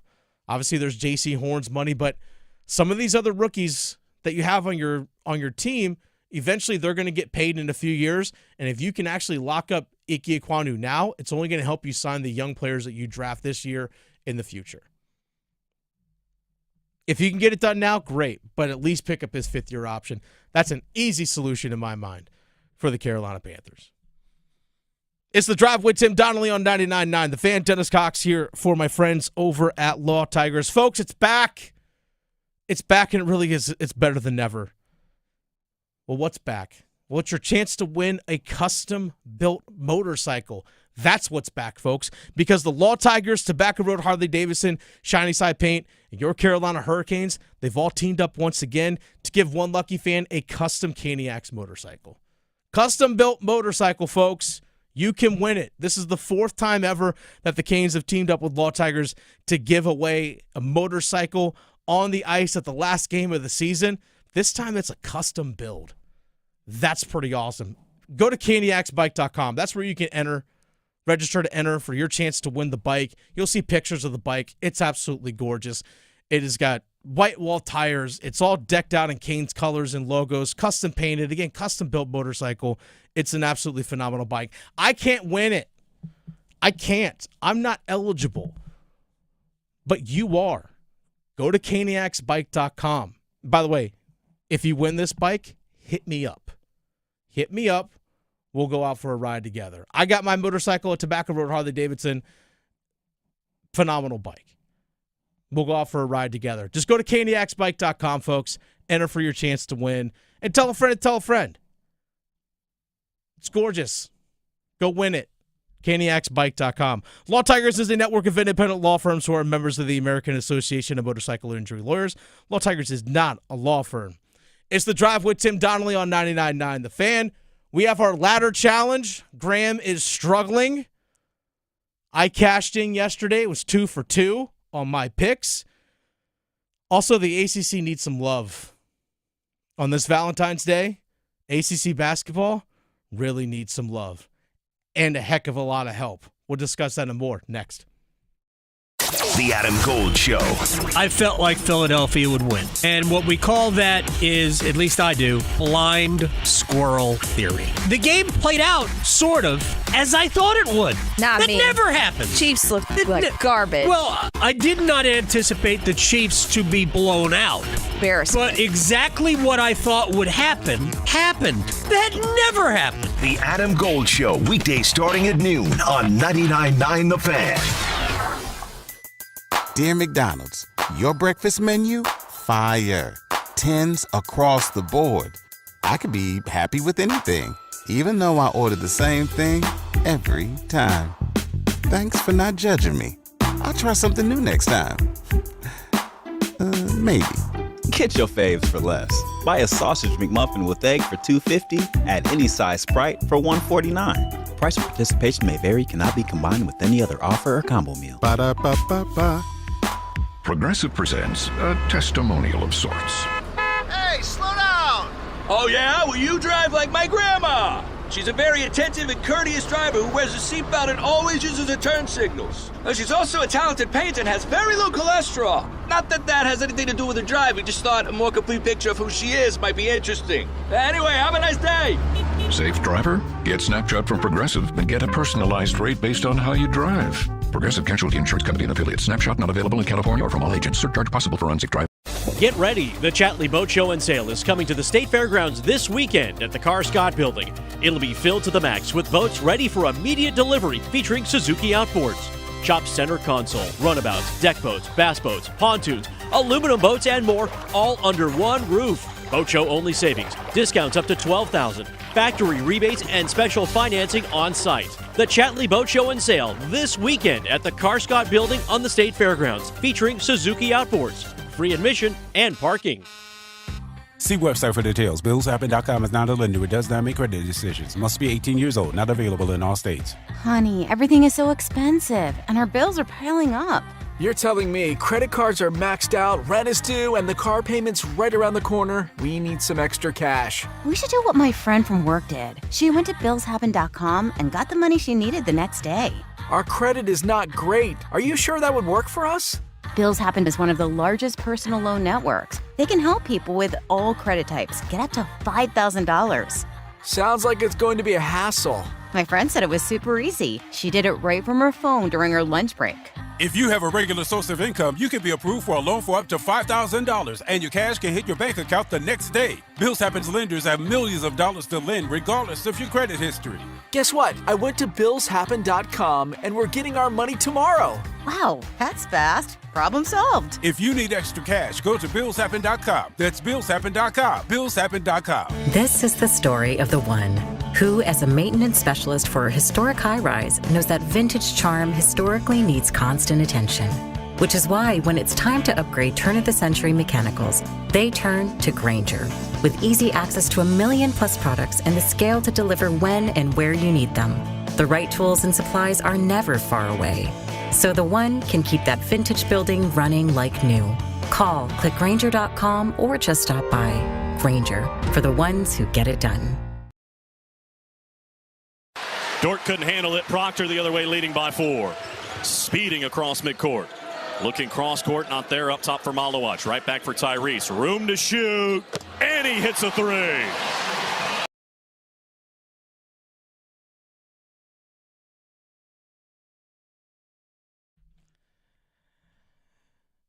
You know, there's a lot of people out there that need some love. ACC basketball needs some love, especially when it comes to NCAA tournament projections. Because, woof, right now. Oof, not looking good. But also, Graham needs a little bit of love here as we get into our ladder challenge. Our ladder challenge, we do this every day, 4:15 or around this time. Every single day. We make our picks for the week, make our picks for the day. The way Graham and I have been doing the ladder challenge, by the way, Dennis Cox sitting in for Tim Donnelly. Tim Donnelly out on his paternity leave. Graham Hill producing. So our ladder challenge, the way Graham and I have been doing things, we're just taking it day by day. We each make 2 picks. Whomever comes out with the most money at the end of those 2 picks, we each put the same amount of money on each bet. And whoever comes out with the most money at the end of the day wins that day. Graham, you actually won day 1. You won day 1. We've split on a couple days because neither of us won anything. But I've won each of the last 2 days. I think actually the last 3 days, I should say. I think about 3-1 now. You're on a heater. I am on a heater. I don't know if I want to do this anymore. Well, you know, Graham, it's for the show. It is for the show. I'm actually going to go. So yesterday I had the picks of over 5.5 goals scored between Finland and the United States. That was a minus 135. United States won 6-1. They did half of that for you. I mean, they did it themselves. They did all of it. They did it themselves. And I also had yesterday, I had Jack Eichel, who plays for Team USA, also a member of the Vegas Golden Knights. I had him just to register a point yesterday at minus 190. Both those hit. I crushed yesterday, by the way. I crushed yesterday. Graham, what were your picks? I had Sebastian Aho 2 or more shots on goal at minus 205. Did not hit. No shots on goal. I don't think Finland even showed up to play. I don't think they did either. And then I also had Austin Matthews, anytime goal scorer, plus 150. Didn't hit. Had assists, but no goals. How does your team score 6 goals and you're not one of them? Well, because the Kachucks scored them all. Matthews scored twice. I think Brady scored twice. Yeah, that's why. And Jake Gensel, the jackwagon. I guess we're rooting for him for Team USA. We're rooting for Team USA. He just happens to be part of the team. But Jake Gensel scored yesterday. Austin Matthews did ring one off the crossbar yesterday as well, early on in the game. No, I know. I'm sorry. Trust me, I know. All right, so Graham, I'm actually going to make 2 picks this weekend. So we're each going to make 2 picks. We can space it out over the weekend if you want to. But I'm going to take Sweden against Finland on the money line tomorrow in the Four Nations. Give me Sweden at minus 205 on the money line. Sweden actually looked pretty good as the game progressed against Canada. I think Finland's going to play better, but Finland just doesn't have the defense overall. They just don't. They just don't have the defense. So give me Sweden at minus 205. And also, United States, Canada tomorrow. This is a true road game for the United States. True road game. Give me the United States at minus 110 on the money line. Give me minus 110 on the money line. Both countries, by the way, minus 110 on the money line. Give me United States over Canada on the Four Nations. Graham, what are your picks? So you and I, rightfully so, are both in that USA bet together because I also have the USA money line at minus 110. So that's just a wash. I'm also picking the Wolfpack to win. Whoa! Not the NC State Wolfpack, the Nevada Wolfpack as they take on San Jose State. Give me the Nevada money line at minus 205. I'm getting back to my roots. I'm just going with game bets, and I'm picking a random college basketball game tonight that tips off at 10:30. After the honey and I have our Valentine's Day meal, it's time to lock in and see the Nevada Wolfpack eat. Nevada money line minus 205. Get me out of the hole. You swerved me there. You swerved me. I thought you were talking, whoa, you got NC State winning against Boston College? Well, what are the odds on that? Actually, there was no odds available. At least I couldn't find any. If you're betting on that game, 1-800-GAMBLER, text HOPE to M. Yeah, right. They do all the. How do you put a line on that game? Like seriously, like it's essentially a pick 'em. It might as well because be they're two at of the this worst point. teams in the ACC. Yeah, they're two. They're literally pick your poison. They're in a three-way tie for dead last. It's Boston College, NC State, and Miami are all tied for dead last in the conference. Well, according to I remember this morning when Paul Ihand and I were doing Next Up, Paul did say that according to just the ESPN analytics, that NC State is favored to win this game. I'm gonna have to search some lines. It can't be that by that much. Like it can't be by 1.5 maybe because they're just at home. Yeah, just get extra points for playing in your own home arena. That's. Speaking of the ACC, by the way, that's the ladder challenge. We're gonna make sure we follow that. We'll follow that up on Monday, for sure. But if you actually look at the ACC right now in the overall health of the league, it's not good from a basketball standpoint. No, it's not. It's not great at all. It stinks. By the way, the ESPN matchup predictor, according to ESPN, the matchup predictor. 84.7% chance for NC State to win tomorrow. 84? Is that high? 84.7%. That's what the matchup predictor has from ESPN. Let that sink in. Let that sink in. 2 o'clock tip-off tomorrow. But the ACC as a whole right now, when it comes to basketball, it's no secret. They're struggling. It's bad. Joe Lunardi of ESPN, he calls it his bracketology. He combs through all the data of all the games and the scores and so on and so forth. And then every few days he puts out a new projected bracket because sometimes upsets happen. Sometimes big wins happen. There are bad losses, whatever it might be. There's a team that's right on the bubble that beats a team that's in the field. So how things shift, or a team that's on the bubble loses to a team they shouldn't. Hello, Wake Forest. And that impacts everything. So when one team is impacted, a lot of other teams are impacted. Like, for example, when Duke losing to Clemson, how does that impact the rest of the field? It doesn't really impact Duke. They're not going to move down far in the standings. They're still projected to be a 1 seed, but because that helps Clemson so much, how does that impact everyone else in the field? Again, there's the trickle-down effect. According to Joe Lunardi, ESPN, this was as of this morning, Graham, 3 teams in the field of 64. Just 3. At one point, it was 5. You had Pitt in there. But they've fumbled it away. They've lost 2 games that they had no business losing or shouldn't have lost. The loss to North Carolina didn't help them, but then you've lost other games to teams lower than you in the conference. They took themselves out. They completely took themselves out. They were basically in the field. Right now, Duke is predicted to be a 1 seed. 1 seed in the East region. They would actually play their first and second round games most likely in Raleigh at the Lenovo Center. That's going to be fun. We'll be there for that, by the way. So you have that as a possibility. Duke being a 1 seed. I think that's, unless it just completely falls out from under them these last few games of the year, they might drop away from being a 1 seed, but they're in. They're a lock. They literally could lose the rest of the way this regular season, and they're still going to be in. The other teams that are projected to be in, Louisville, projected to be a 7 seed. The win against NC State didn't hurt them, but it didn't, I guess they necessarily didn't help them, but obviously it didn't hurt them. So they're projected to be a 7 seed in the East region. And then Clemson also projected to be a 7 seed in the South region. That's it. But this is where things get tricky, Graham. This is where teams in the Triangle are impacted this weekend.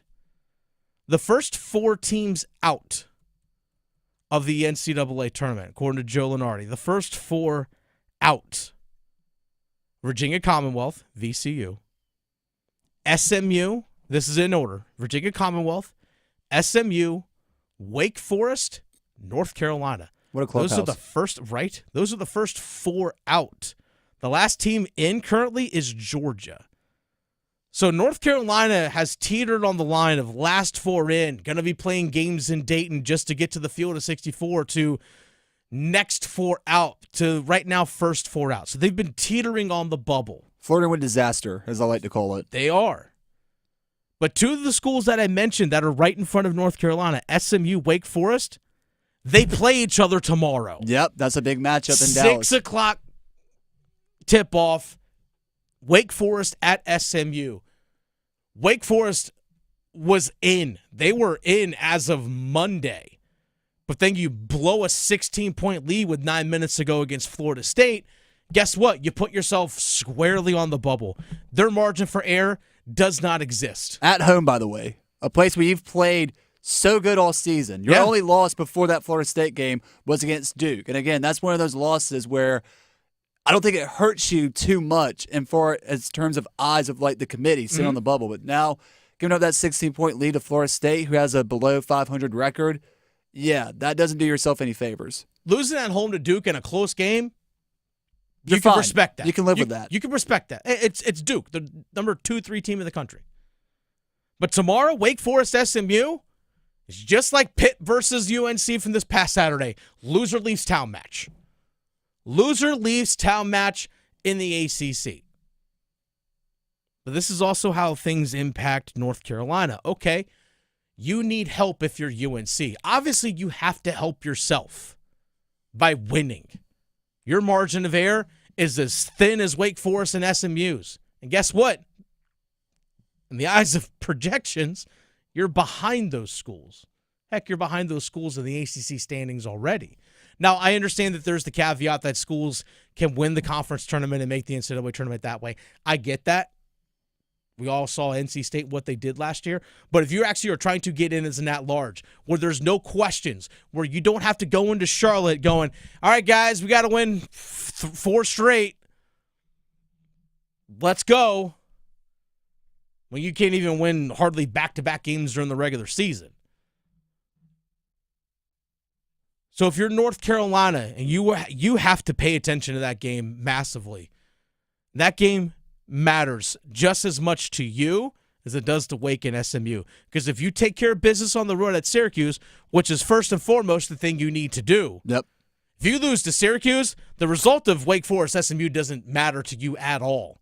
Because guess what? The other teams that are the next 4 out, Xavier, Indiana, Kansas State, Boise State, guess what? Those teams are jumping past you probably as well. You need help. You need big-time help if you're North Carolina. And the fact that SMU and Wake Forest, 2 teams that are ahead of you in the bubble projections, that's good. That helps you, but you have to take care of business yourself.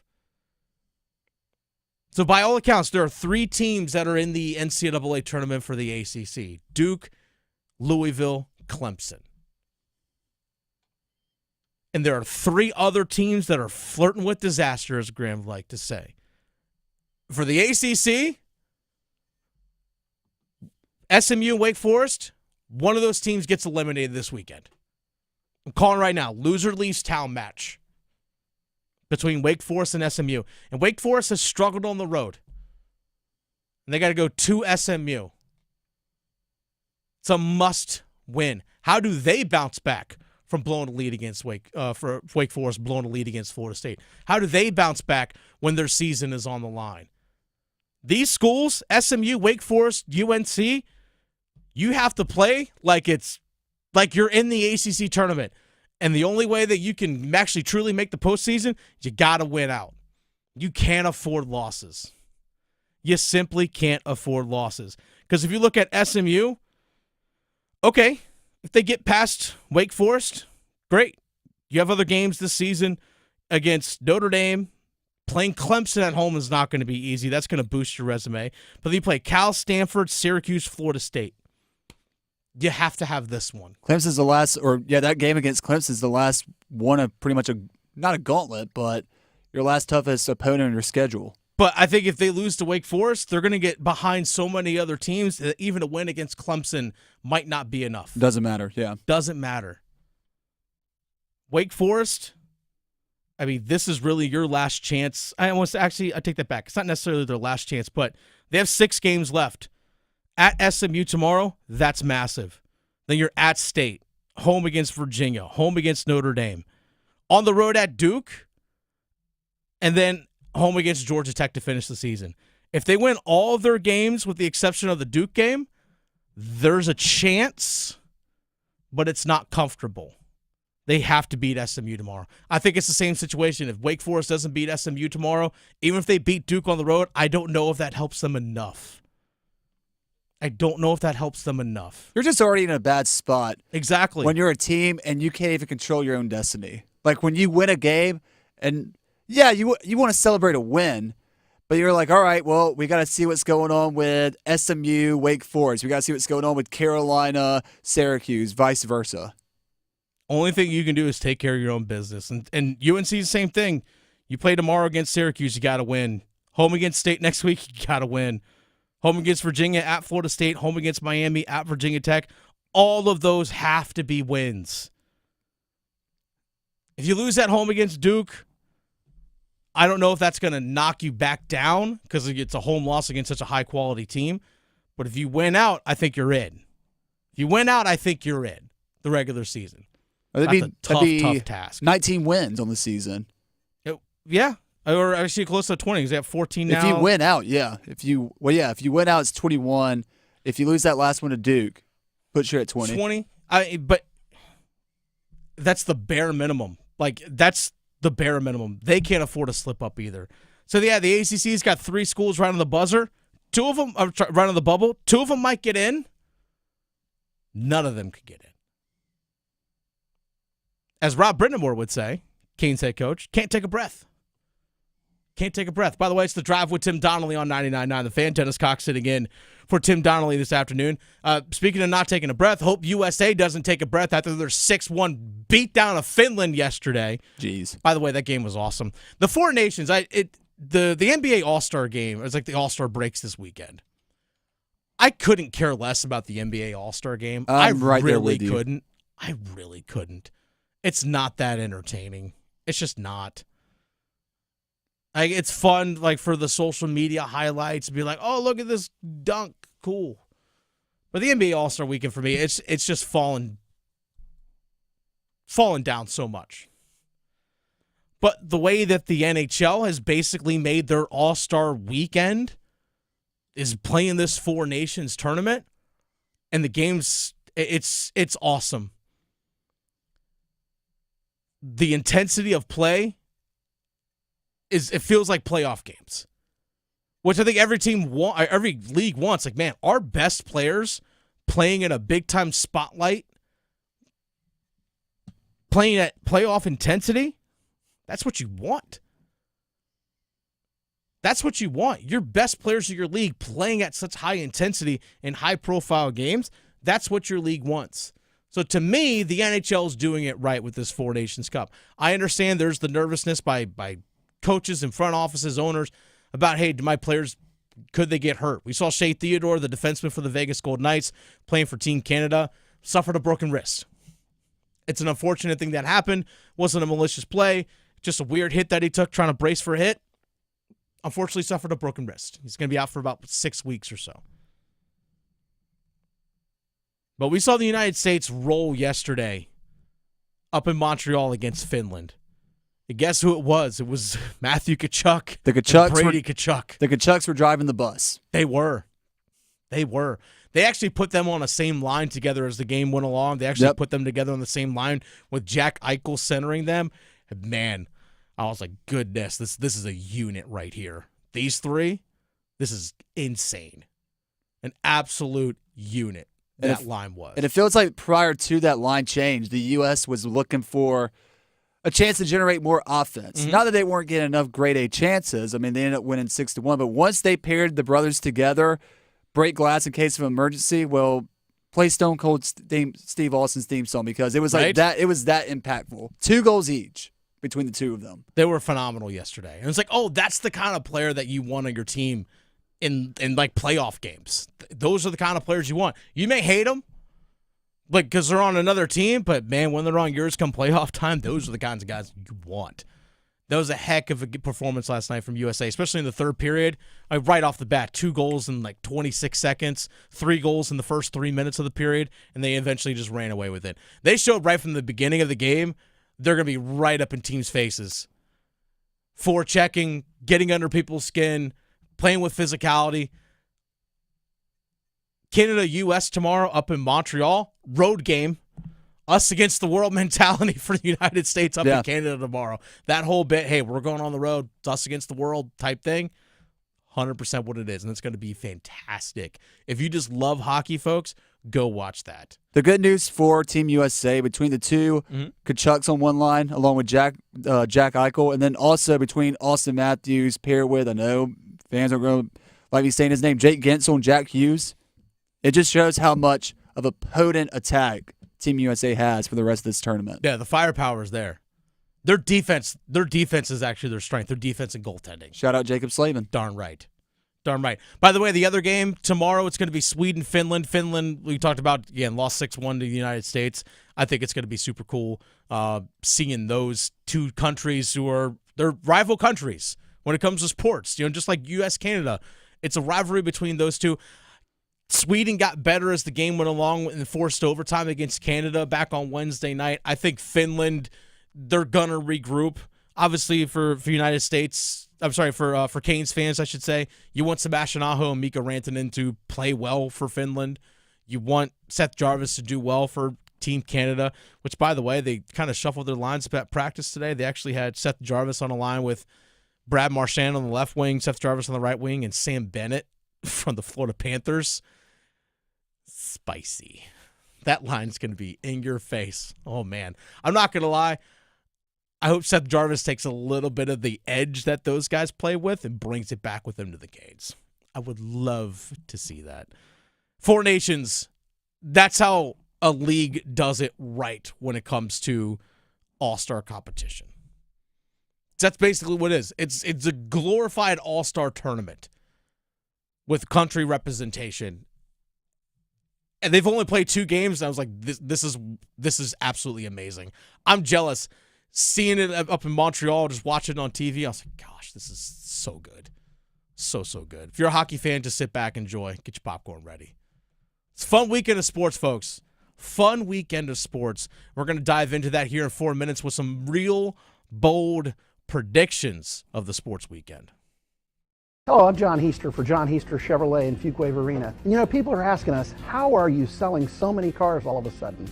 Well, did you know that the Beltline has opened up the outer loop? We're only 28 minutes from Knightdale. We're only 19 minutes from Clayton and 15 minutes from Apex. We're now the most convenient Chevrolet dealership to reach in the Triangle. And the best part is, you don't have to traverse the inner city traffic. It's just one more reason to get off your keister and come to Heister. Now at John Heister Chevrolet, get up to $13,000 off with Chevy loyalty on a 2024 Chevrolet Tahoe. Together, let's drive. It's bow time.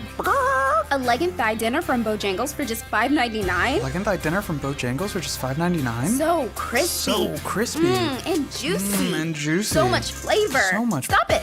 What are you doing? What? You expect me to get this delicious deal and not say anything? You're unbelievable. You're unbelievable. With a boldly seasoned leg and thigh, choice of fixin', a biscuit, and legendary iced tea, it's a deal so good it's worth repeating. So eat and repeat while it lasts. It's bow time.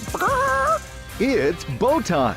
Dine in, drive through, or tap your favorite delivery app and have Bojangles come to you. Satisfy your craving for flavor right now with Bojangles 2-piece dinner. 2 pieces of Bojangles dark meat chicken, your choice of fixin', a biscuit, and iced tea for just $5.99.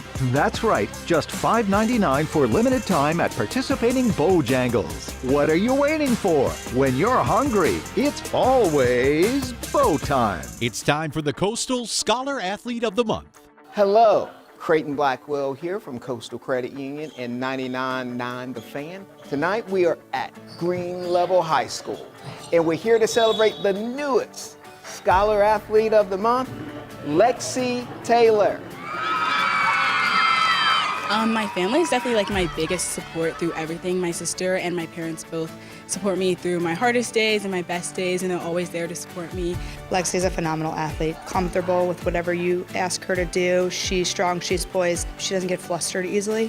And she's just like grown up so much as like a captain and a teammate, and she's been a captain now for 2 years, and I really just think she's been like such a great help to our team. Well, I've been cheering with her since 7th grade and we're seniors now, so I've kind of like watched Lexi like grow up, I feel like, and she's like done the same with me. So I've like seen her like step into a leadership role, and I feel like she's just always super encouraging and keeps a positive attitude.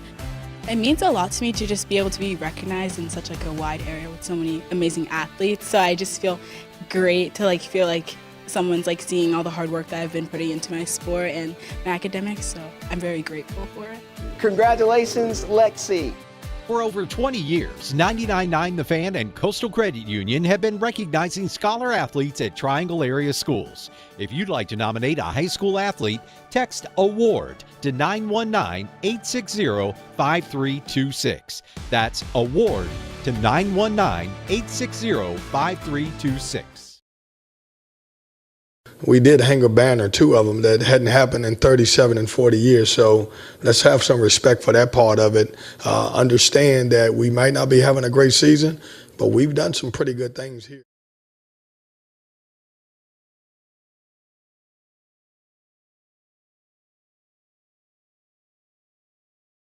It would be pretty remarkable if NC State hung another banner based off what we've seen this year. It would be pretty remarkable. It'd be a extremely bold, almost outlandish prediction if I were to make that in bold predictions, Graham.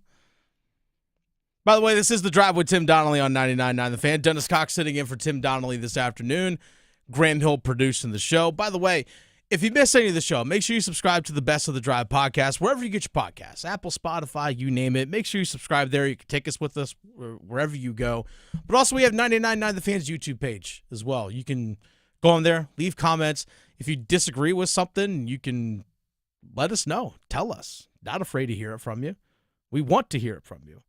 You can even ask us questions, which, by the way, before we get into real bold predictions, Matthew Brown on our YouTube live chat asked, has anyone heard anything new about Rantanen's contract extension? The answer to that is no. We have not heard anything regarding that.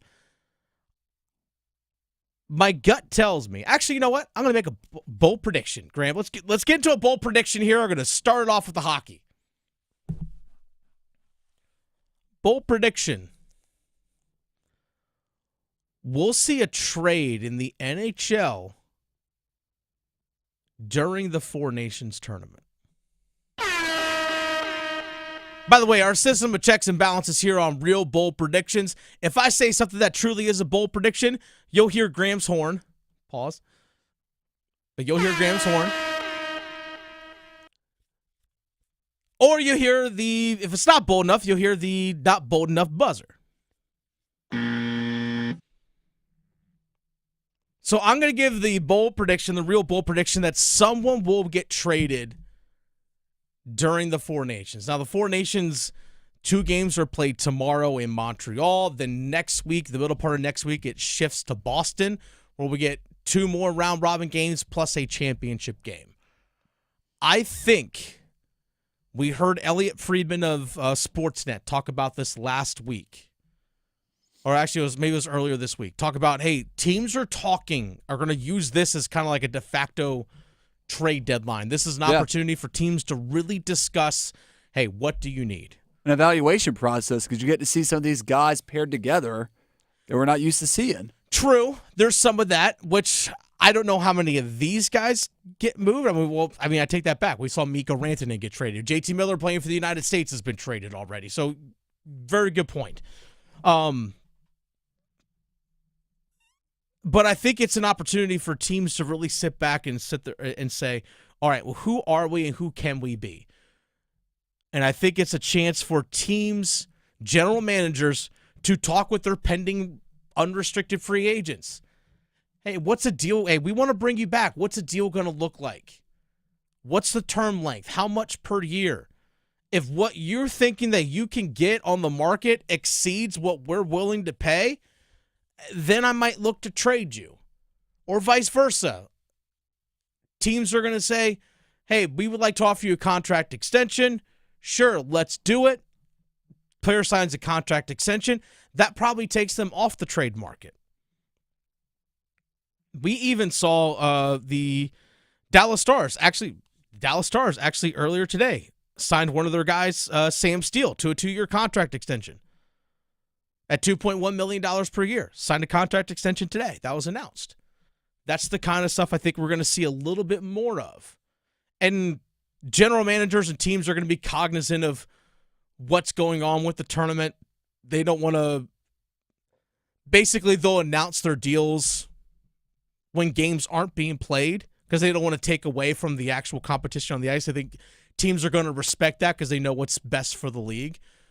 But do not be surprised that, hey, Monday rolls around, you hear of trades. Monday, Tuesday next week, do not be surprised if you start seeing some moves or some pending free agent players sign deals.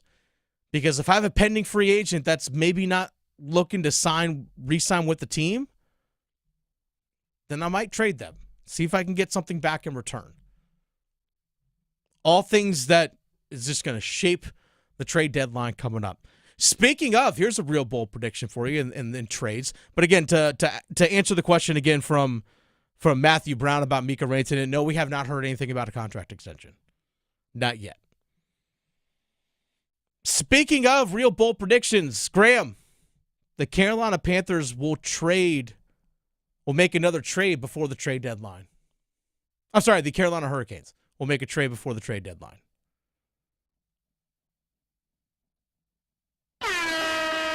Okay, I was ready to go 2 players. I think the Carolina Hurricanes will make a trade that will involve a center coming back. Because I think right now they have 3 good centers. Obviously, Sebastian Aho, your number 1 guy. We know what Jordan Stahl is going to be. You have Jesperi Kotkaniemi, but after the trade of Jack Drury, who's that 4th guy?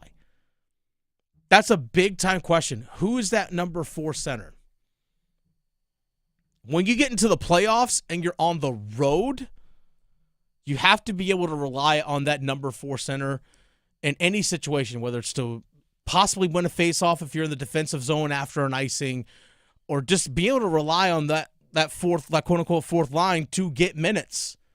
It can't just be playing 6 minutes, 7 minutes, and that's it because you're going to wear out your stars. So you're telling me there's still a chance that Elias Pettersson can come play for the Carolina Hurricanes? You know, there is a chance that Elias Pettersson could come play for the Hurricanes. There's a chance. I don't know how likely it is for a couple reasons. One, money. Elias Pettersson's making $11.6 million a year, if I remember correctly. Canes just don't have the cap space. Steep. Canes just don't have the cap space. Now, an off-season acquisition of him when they do have a lot of cap space going into next year, yes. But if you're going to go acquire a guy like Elias Pettersson, that's going to require you to probably move Jesperi Kotkaniemi because they're going to want something, obviously, in return. They've already traded JT Miller. Maybe they're like, hey, we got rid of JT Miller. We're good now. But it would also require you to trade another high-priced guy on your team. I don't know if you're willing to do that. I mean, to make $11-ish million work, you would have to – I mean, if Jesperi Kotkaniemi's part of the deal, I mean, you have to trade someone that's making about $7 million, and the only one you're willing to trade that's making around that money is Dmitry Orlov, which I don't know if the Canes are willing to trade Dmitry Orlov to go with a young rookie defenseman coming up. I don't know if they're really willing to do that. But, hey, offseason Elias Pettersson, even if you sign Mikko Rantanen to a contract extension, you still have the money to go get Elias Pettersson. Yeah. I mean, you do. But your biggest trade chip has already been traded out, and that was Martin Necas. That was your big trade chip. Now, you still have your first-round pick in this upcoming draft that you can use. And you do have some really good young prospects, which Eric Tulsky had mentioned, hey, he was willing to send futures, which is draft picks and young prospects, to acquire a player. He was willing to do that. Which means he's probably still willing to do that as well. All right, here's another bold prediction for you, Graham. ACC gets 4 schools in the NCAA tournament. Wow. Only 4. Wow, that gets a buzzer? I just accidentally hit the wrong button. I'm sorry. Oh, no, that's fine. I'll make it more bold. I'm going to go with your Freudian slip there. ACC gets 4 schools in the men's NCAA tournament, and 2 of them are from the state of North Carolina. There it is. North Carolina's winning out the ACC tournament. Ooh, They're going on a magical run. That's a real bold prediction, sir. Give yourself a horn for that one. Obviously, Duke is in. Clemson's in. Louisville's going to be in. I think Wake or UNC can make a push. They really can. They can make a push to get into the NCAA tournament. They have control. They have enough control that other teams ahead of them will lose, but they can get a couple good quality wins if they win out. They can't afford slip-ups. Yep. They can't. They can't stump their toes anymore. They can't. They just can't afford to do it. They just can't. Here you go. Here's a real bold prediction for you. NC State basketball wins tomorrow. NC State basketball wins tomorrow. Well, I already hit the buzzer. I mean, you did. You hit They're the horn on They're that playing Boston College, who's right there with them at the bottom of the barrel. Somebody's got to get up. Someone has to win tomorrow. Someone has to win that game tomorrow. Why not NC State? Right? That's what I say. Well, why not NC us? State? Why not us? Why not us? Just in a different meaning this year. Yeah, right. Why not us? I think there is a point where it's just almost law of averages. At some point, you're going to break a losing streak. Right? At some point, you're going to break a losing streak. And I think that's what NC State will do tomorrow. It ain't going to be pretty. I mean, watch Donald Hand Jr. for Boston College pop off for 17 points or something like that. It ain't going to be pretty, but it's probably going to be both teams in like 57-54. I'll make a bold prediction. Hit me. NC State wins tomorrow, and Trey Parker redeems himself from the missed three-pointer game-winning attempt from Stanford. From the Stanford game. He hits the game winner tomorrow at Lenovo Center. Oh, give yourself a horn on that one. Sends whatever crowd's there into a frenzy. Give yourself the bell, the whatever. Give yourself that. I would love to see the young players, we talked about it earlier, for NC State getting a lot of minutes. I think the solution for Kevin Keats is turn things over to your younger guys. Trey Parker has shown a lot of promise over these last few games. Give him more. Like, hey, look, tell the young man, look, you're going to make mistakes. You're going to mess up. Just keep competing, keep fighting, keep working hard. Go play. Same thing with Paul McNeil. Yo, go play. Breon Pass. It's your last season. Enjoy it. He's been playing Empty well. the tank. Go play, man. Go play. It's The Drive with Tim Donnelly on 99.9 The Fan. Those are real bold predictions. Coming up with the starting five, we have a little bit more with bracketology. Also, how many North Carolina football players are getting invited to the NFL Combine? We'll have that coming up in the 5 o'clock hour. Starting five next.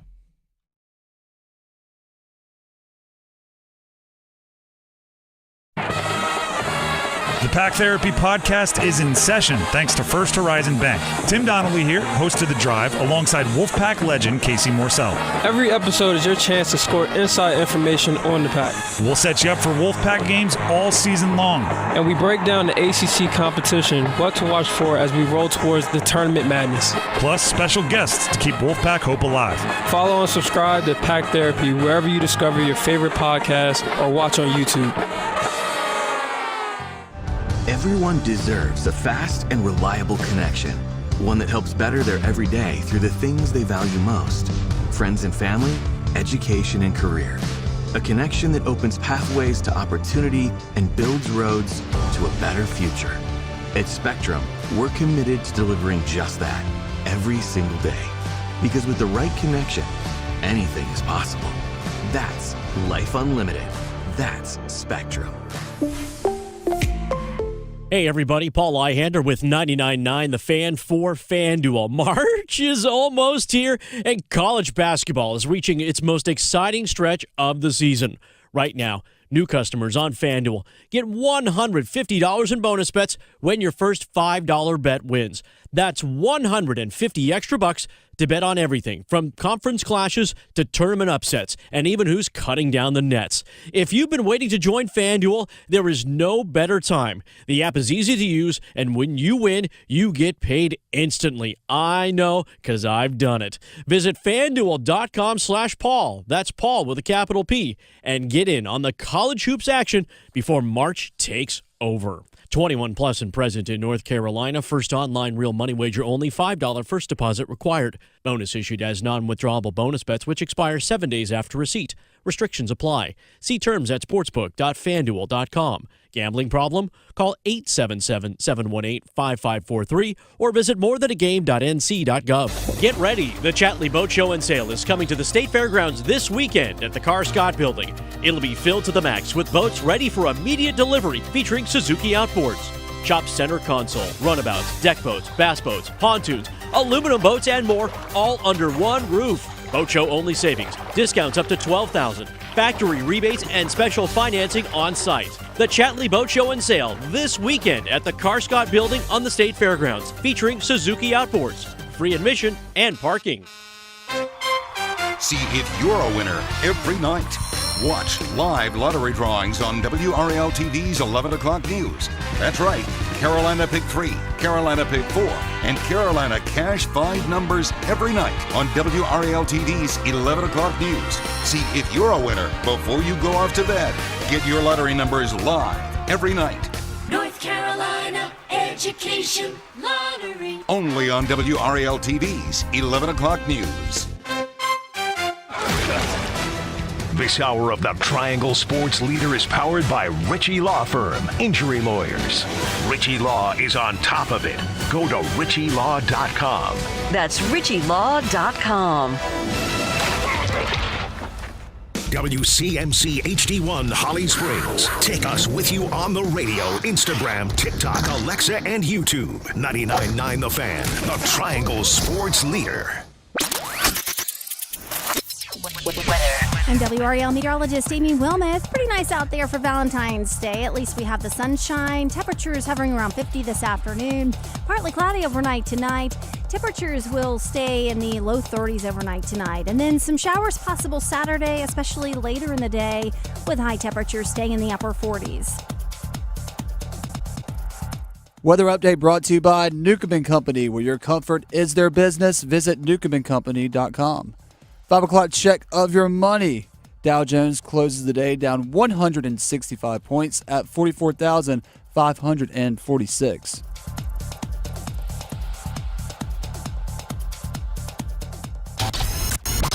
It's 5 o'clock.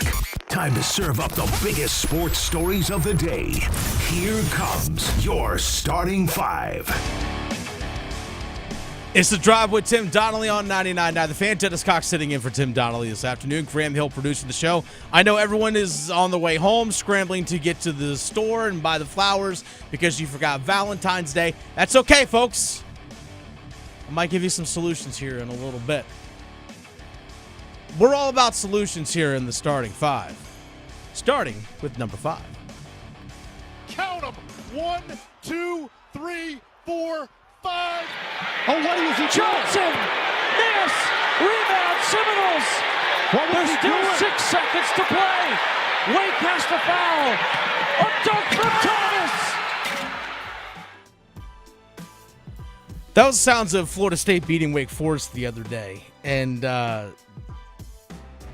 Wake Forest put themselves firmly on the bubble. In the latest bracket projections of the NCAA tournament, this is as of this morning, according to Joe Lunardi of ESPN.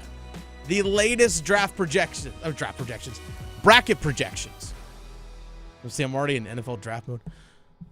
The latest projections that have as the first 4 teams out. The first 4 teams out of the tournament. Again, 68 get in. So the next 4 out are numbers 69, 70, 71, and 72. That 69th team, Virginia Commonwealth, VCU. That 70th team, SMU. Shout out ACC. That 71st team, Wake Forest. Let's go. Shout out to the ACC. That 72nd team, North Carolina. We're going to dive into North Carolina here in just a little bit. So you're saying there's still a chance? We're saying there's a chance for those 3 schools. Here's the problem. Wake Forest and SMU play each other tomorrow. Loser leaves town match.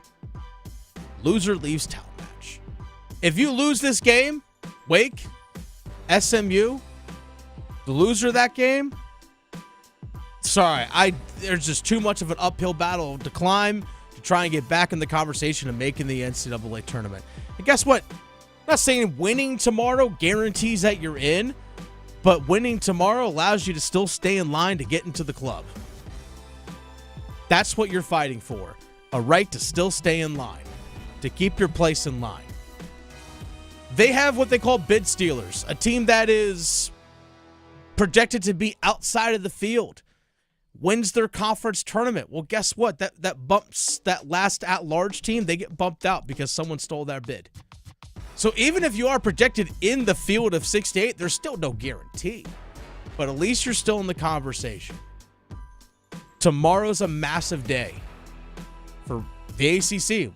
Right now, the ACC only has 3 teams projected to be in. Duke is a lock. They're projected to be a 1 seed. Clemson seems firmly and squarely in. They're projected to be a 7 seed. And then there's Louisville, also projected to be a 7 seed. They control their destiny at least. They 100% are. They haven't lost any games that they shouldn't have. Clemson lost to Georgia Tech.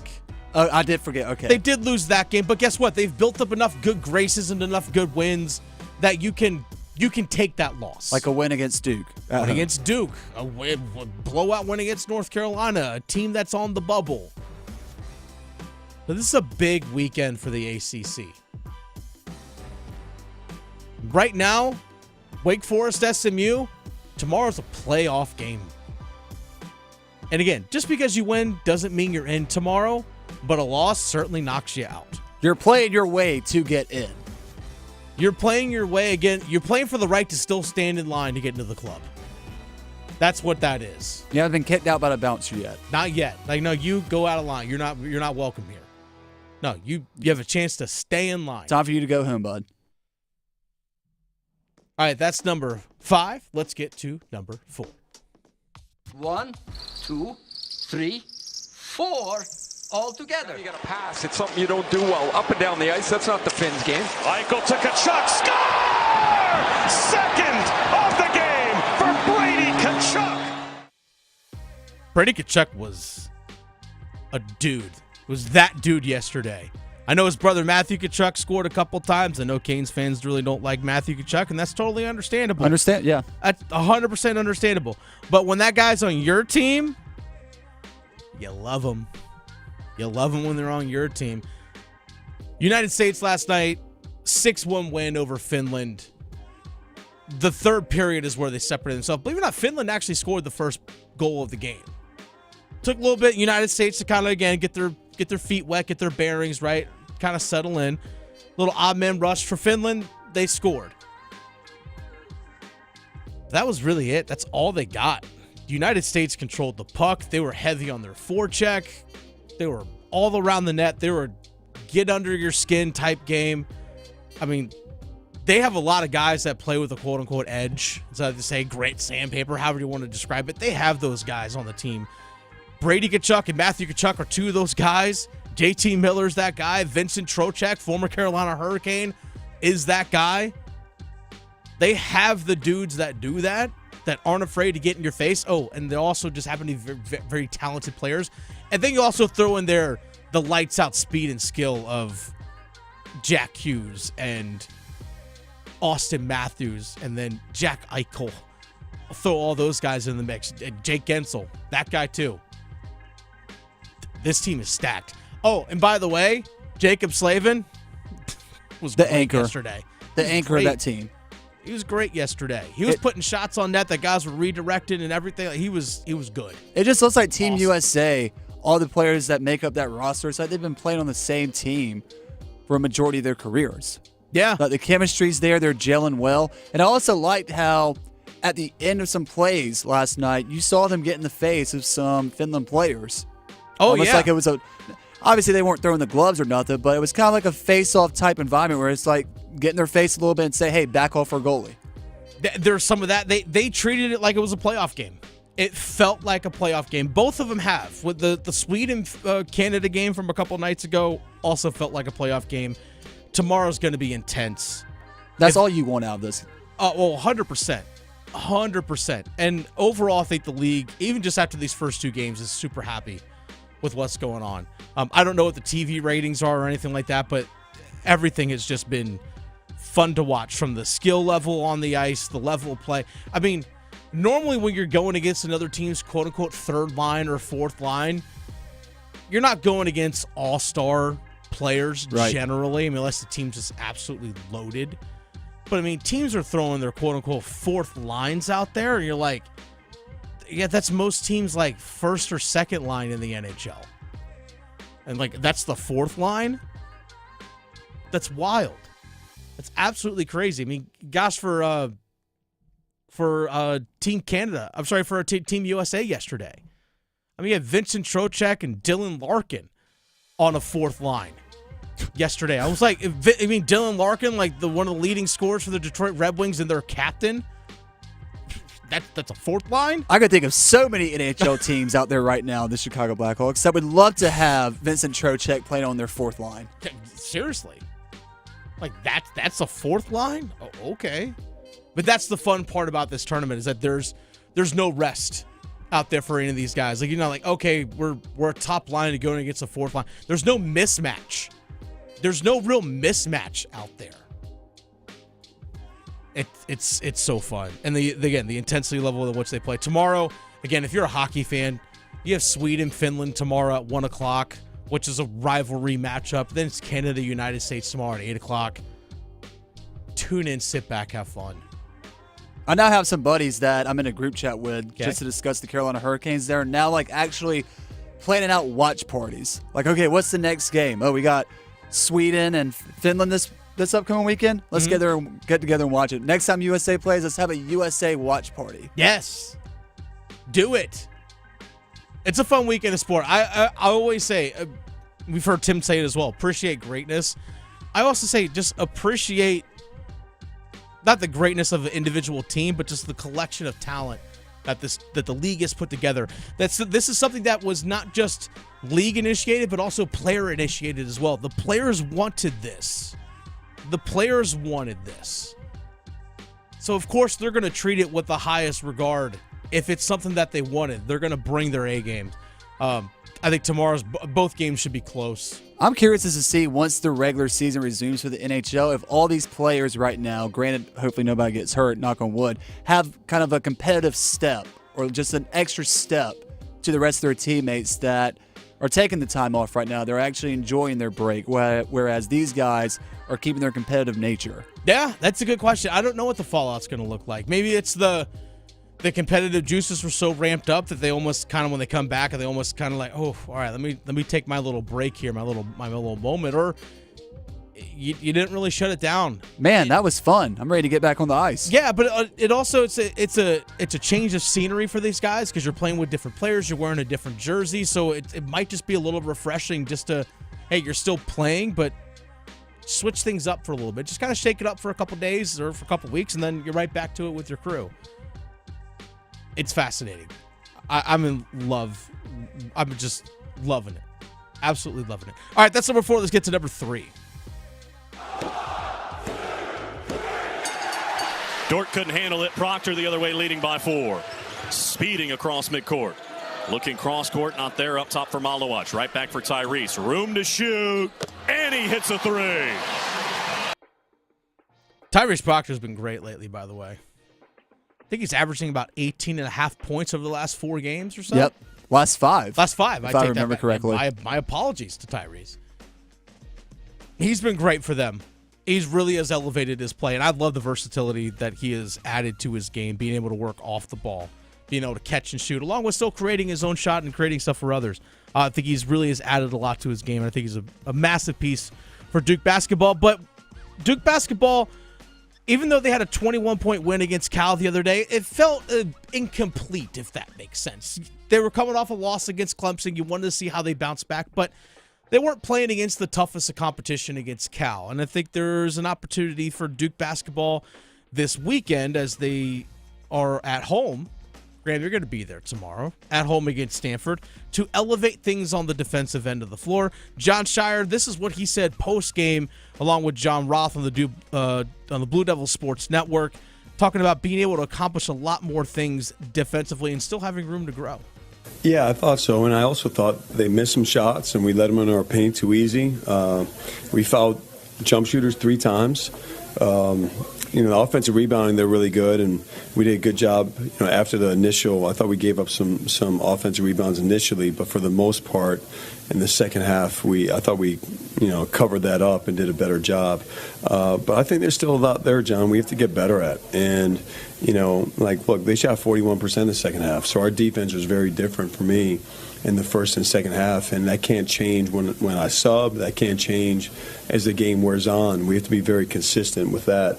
And I don't think we're quite where we need to be with that right now. Being able to press, I think 3/4 court at least for Duke is going to help that a lot. Because I think if you are forcing teams to use energy and focus on just getting the ball across the timeline and actually getting out of that pressure before they start running their half-court set is going to force teams to settle for jumpers. Yep.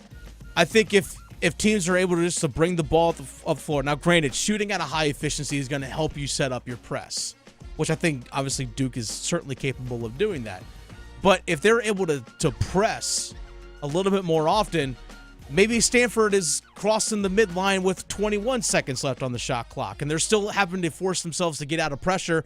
And by the time they actually started getting into their half-court set, there's 16 or 17 on the shot clock, as opposed to 22 or 23. I mean, 5-6 seconds makes a massive difference. So by the time you actually are starting to, run your action on the offensive floor with 15 seconds left, you're going to get a lot less paint touches, and a lot of teams are going to start settling for jump shots as opposed to actually getting inside. On the defensive side for Duke, they already do a great job of all-ball communication, off-ball movement, switching things around. But if you're able to control the defensive rebounds and control the boards on that end of the floor, and then you're able to turn your defense into offense, we've seen Duke do a pretty good job this season of being a team that can get out and run in transition. That's also a way to slow teams down and take the breath out of them. Yeah, absolutely. And they have the guys to do it. They have the guys that can sub and not miss a beat when they make substitutions, and they have the depth. And it's going to be interesting to see how Jon Scheyer specifically handles a 7'1", 7'2" guy and Max Reno for Stanford, because even at 7'1", 7'2", he's not afraid to step outside and shoot. I was at the game when Stanford played at North Carolina. Reno took 12 3-pointers in that game. Oh, he can get you a double-double just like that, and you don't even realize that. He's a volume player. But I think if they press three-quarters court and force Stanford to be delayed in their action and having to force them to rush their offensive sets, I think you're going to see a lot of settling of outside jump shots, even by Reno. He is capable of shooting from the outside. He's a volume shooter, but I think it's an opportunity for Duke to really put teams into a stressful situation in that regard. So that's number 3. Let's get to number 2. Just the two of us. Davis drives to the free throw line, has to send it out to Ian Jackson. Between the legs, spins in, pitches in the right corner to Trimble. He'll try and answer the three and bangs it home to knot it up at 3 early on. UNC basketball on the road at Syracuse tomorrow. 4 o'clock game. And a must win. UNC can't afford any more losses. So for them, they got to be in playoff mode. And we have heard questions from Hubert Davis, or questions to Hubert Davis about the effort and compete level of the players on the team. We've even heard him say, for example, when they played Boston College, when they had to have a comeback win to tie the game late and force overtime and win it in overtime against BC, about the motivation on the defensive end. It's like, yeah, we found the motivation when we wanted to at the end of the game. Well, where was your motivation the other 39 minutes of the game? Like, why did the motivation wait until the last minute when you desperately needed it? Why aren't you playing with that level of effort? We saw them early in the season get down 15, 16, 17, even 20-plus points against some of their tougher competition. Kentucky, Kansas, Florida. And they scratched and clawed their way back into some of these games. Lost a good majority of them, but still scratched their way into close losses. And you're like, man, if they just don't get down by that much, they're right there. But we hadn't seen that from them much lately, including in their 20-point loss to Clemson the other day.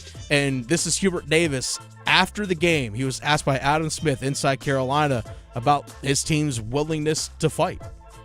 Do you feel like that this team has lost its fight in some ways? Is that a fair assessment? I wouldn't say that.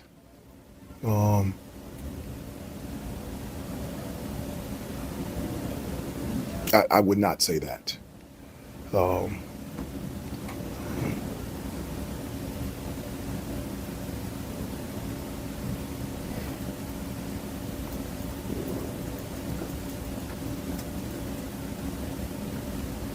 We have to keep getting back up and keep competing. And we got knocked down today, but we got to get back up, and we got to move forward, and we have to competitively fight. Yeah, okay. So the fact that you had to think about it is, we're certainly and justifiably going to question your team's fight. You had to think about it. I think you even have one of your upperclassmen, and Seth Trimble, who's a junior, talking about, hey, we need everybody. I'm not necessarily mad that we lost this game. I'm honestly really upset with the fact that we got bullied today. I think some guys responded, but it takes 15. It takes all 15 of us, and we just didn't have it. Again, there are questions about the team's fight. That was after the game against Clemson the other way. Shout out to Seth Trimble, though, at least. Yeah. For stepping up as a vocal leader. And I know some people are questioning, well, is that the right thing to do in front of the media, to call out your teammates like that? Well, if you're not part of the problem, you shouldn't have an issue with him doing that. Yeah, exactly. If you are not part of the problem, then you should not have an issue with it. So are you part of the problem, or are you part of the solution? If I'm Hubert Davis and I'm that coach, and I know that my season hinges on winning the rest of this regular season, sans maybe the final game of the year against Duke, I'm finding my ride or die guys. 100%. And I'm going with those guys. Even if you have to sit one of your most talented players, you're sending a message. Look, either you're in or you're out. You tell your players, I want you in. That's the reason why you're wearing that Carolina uniform. It's because I want you in. You have to be in. It's your choice, not mine. But if you're going to choose to not go all in, then sit over there.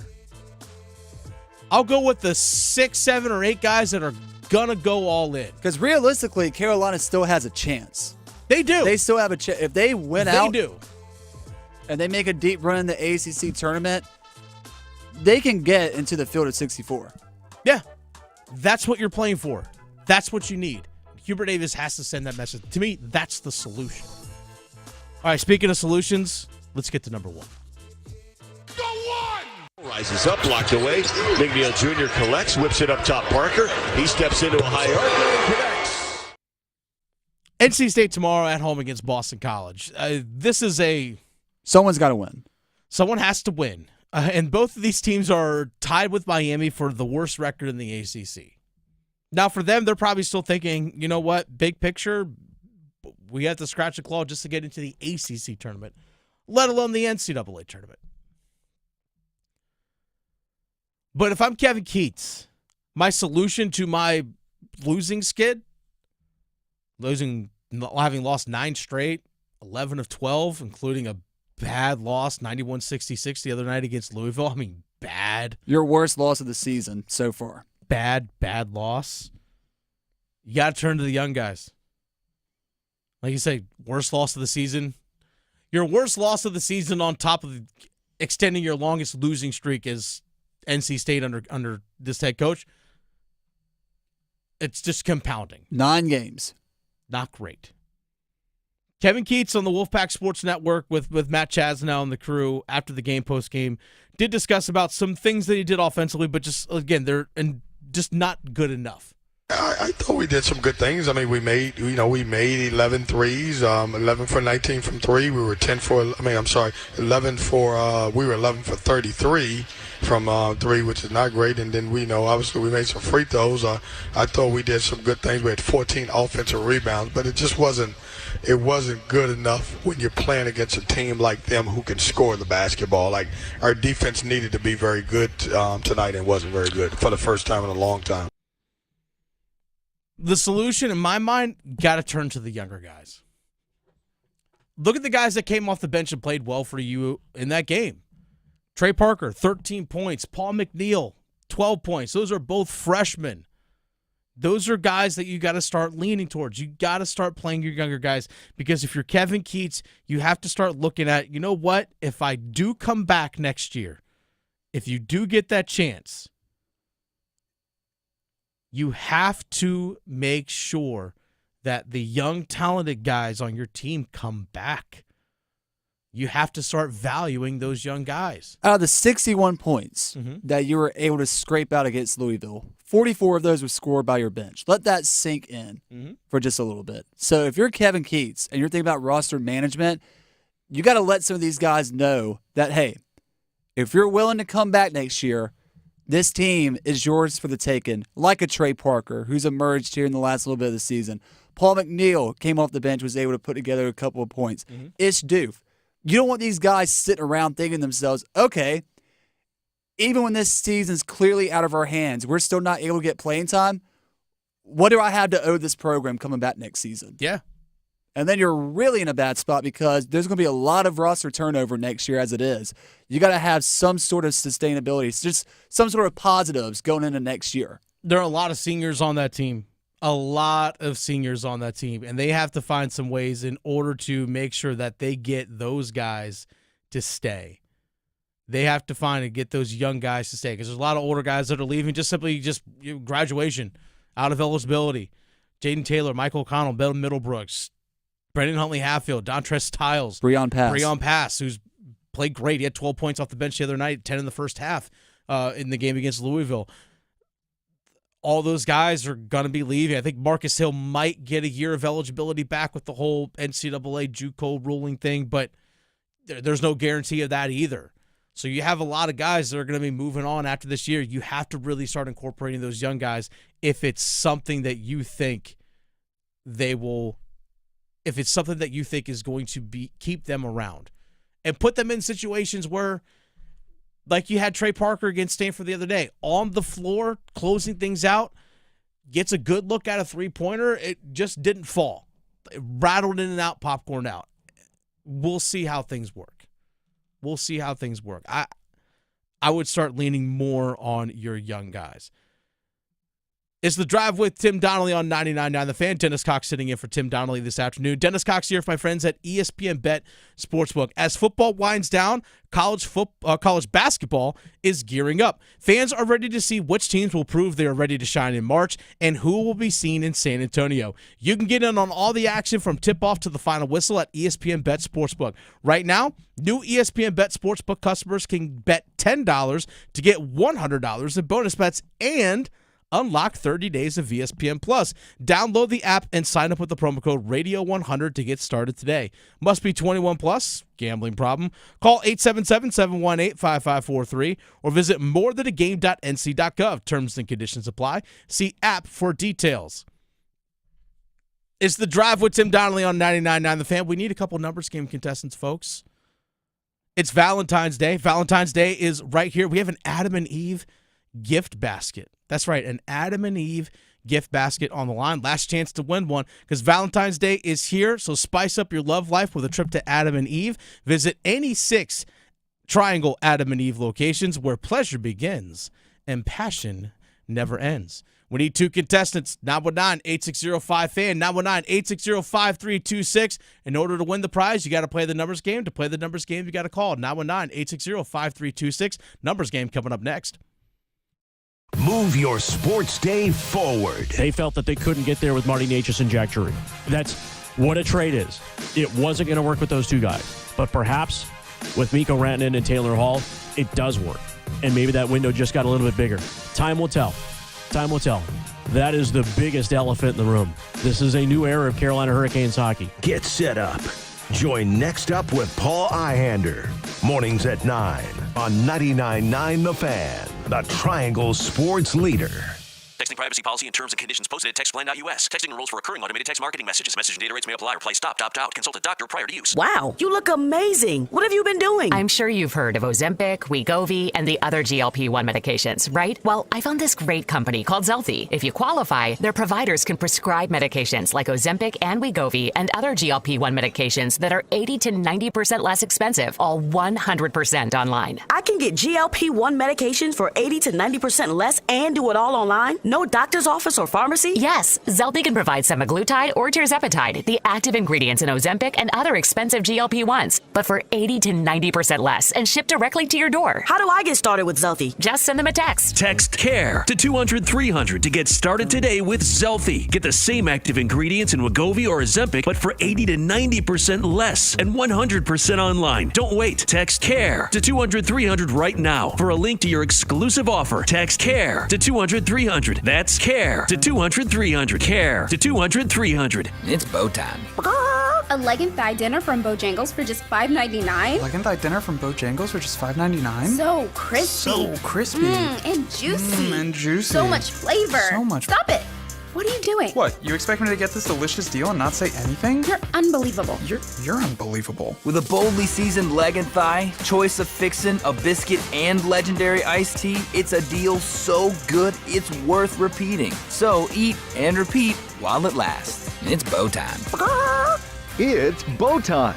Dine in, drive through, or tap your favorite delivery app and have Bojangles come to you. Satisfy your craving for flavor right now with Bojangles 2-piece dinner. 2 pieces of Bojangles dark meat chicken, your choice of fixin', a biscuit, and iced tea for just $5.99. That's right, just $5.99 for limited time at participating Bojangles. What are you waiting for? When you're hungry, it's always bow time. Hey, it's Tim Donnelly, and I want to help out all the fellas out there. Valentine's Day is right around the corner, and Bailey's Fine Jewelry wants to set you up to look good like a great point guard getting his shooting guard all the points and all the glory. They've curated a Valentine's gift guide to make your shopping experience seamless and impressive. We're talking top designers, heart-shaped jewelry, Bailey's collections that are known for their exceptional quality and personalized service. So visit BaileyBox.com for their Valentine's gift guide and pick out a well-chosen piece of jewelry that's not just a gift, it's a lasting memory. You could go with the flowers or the chocolate, but they'll be gone in a month. I prefer to think in championships, right? Banners, they last forever. Jewelry, That will as well, especially when you look at the necklaces, earrings, rings, and bracelets with a heart theme in mind from Bailey Fine Jewelry. It's all at baileybox.com. Be sure to check out their Valentine's gift guide for more information.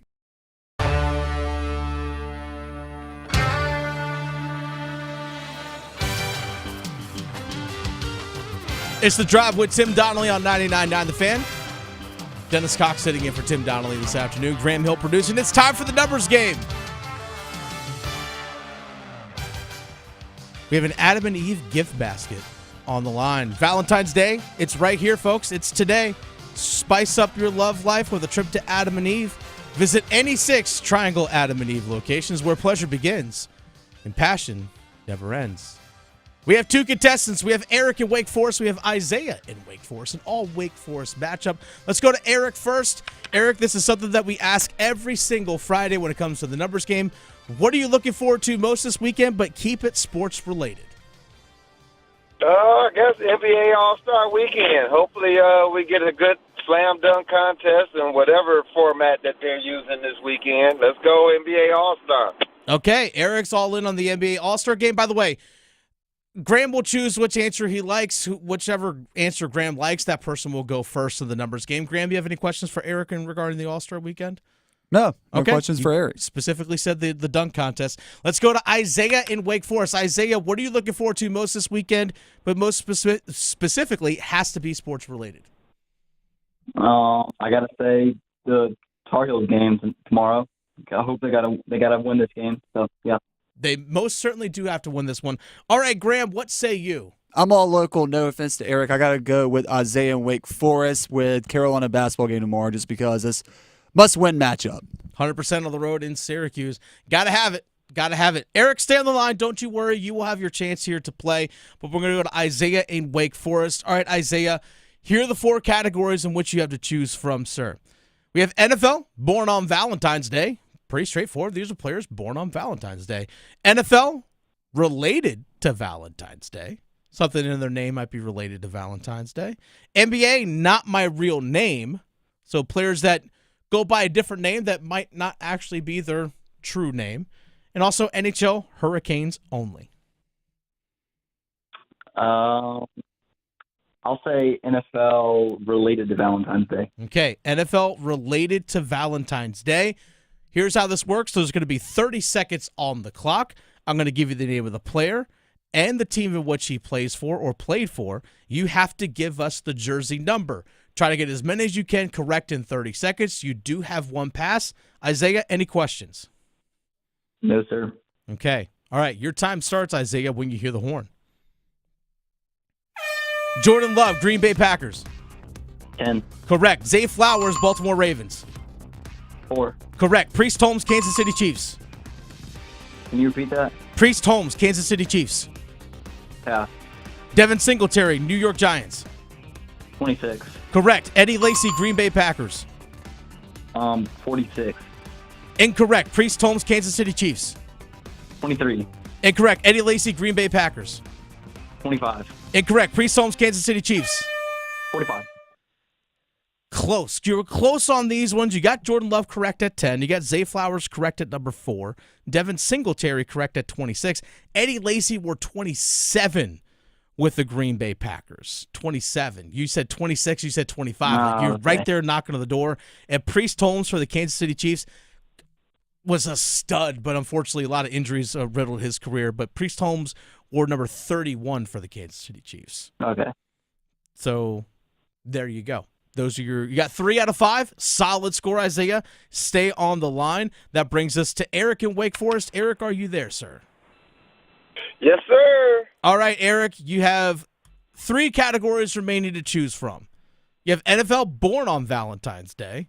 You have NBA, not my real name. And you also have NHL, Canes only. We go with the NFL. All right, NFL Valentine's Day. So these are all players born on Valentine's Day. Pretty simple. Same rules apply. 30 seconds on the clock. You do get 1 pass. Because Isaiah got 3, you need to get 4 or more in order to win. Eric, are you ready? Let's go. Your time starts when you hear the horn. Drew Bledsoe, New England Patriots. 11. Correct. Steve McNair, Tennessee Titans. 9. Correct. Jim Kelly, Buffalo Bills. 12. Correct. Jackson Smith and Jigba, Seattle Seahawks. Shit, pass. I'm sorry, pass. Jadeveon Clowney, Carolina Panthers. 99. Incorrect. Jackson Smith and Jigba, Seattle Seahawks. 27. Incorrect. Jadeveon Clowney, Carolina Panthers. Too late. You got 3. So you got Drew Bledsoe with 11, New England Patriots. You got Steve McNair, Tennessee Titans, 9. You got Jim Kelly, Buffalo Bills with 12. Jackson Smith and Jigba, Seattle Seahawks, wears number 11. He's a wide receiver. And then Jadeveon Clowney for the Panthers this year wore number 7. 7. And he wore so many numbers and been around. I didn't know where Clowney was at. Yeah, he's been around a few different places. Thankfully, Graham hit the dump button for you, so that saved you there, Eric. But unfortunately, that did not give you enough in order to win this one. Isaiah, by going first on the tie, Isaiah and Wake Forest, congratulations, you're our winner, sir. Congratulations, Isaiah. So, yes, Isaiah, congratulations. Yeah, well, you want to play, and guess what? You won a gift basket to Adam and Eve. By the way, Isaiah, any Valentine's Day plans, sir? I do not. And can you, I'm not going to use the gift bag. Just give it to Eric. I just wanted to play. Oh, well, look at this. Eric, I hope you're still on the line. Eric, you still on the line? Eric still here? Eric, you still there, bud? Hello? Eric, you still there? Yep. Awesome. Well, I am. Can you hear me? Yep, we got you. Thank Isaiah. Isaiah just wanted to play. He's not going to use the gift basket. He's giving the gift to you, Eric. So congratulations. Thank you, You're our winner. Happy Valentine's Day. Look at that. Congratulations. Go ahead and stay on the line, Eric. We'll get some information from you here as well. Isn't this like the second day in a row this has happened? This week. This is the second time this week. Wow. No. Love is in the air. Malik won yesterday, and he was very excited by it. And he said, I can't share it on air. Look at the look at the kindness from our listeners. Isaiah just wanted to play. Didn't want the gift basket though. So shout outs to Isaiah and Eric again. Second time this week we say, hey, you know what? Give it to the other guy. They might enjoy it more. I mean, there's a little something in there for everybody. That's our final gift basket that we gave away from Adam and Eve. That's I think we never experienced that, I think, at all. We're saying, hey, give the gift to the other guy. Now we've had it twice this week. I like that. Dudes looking out for each other. I appreciate all of you. This is The Drive with Tim Donnelly on 99.9 The Fan.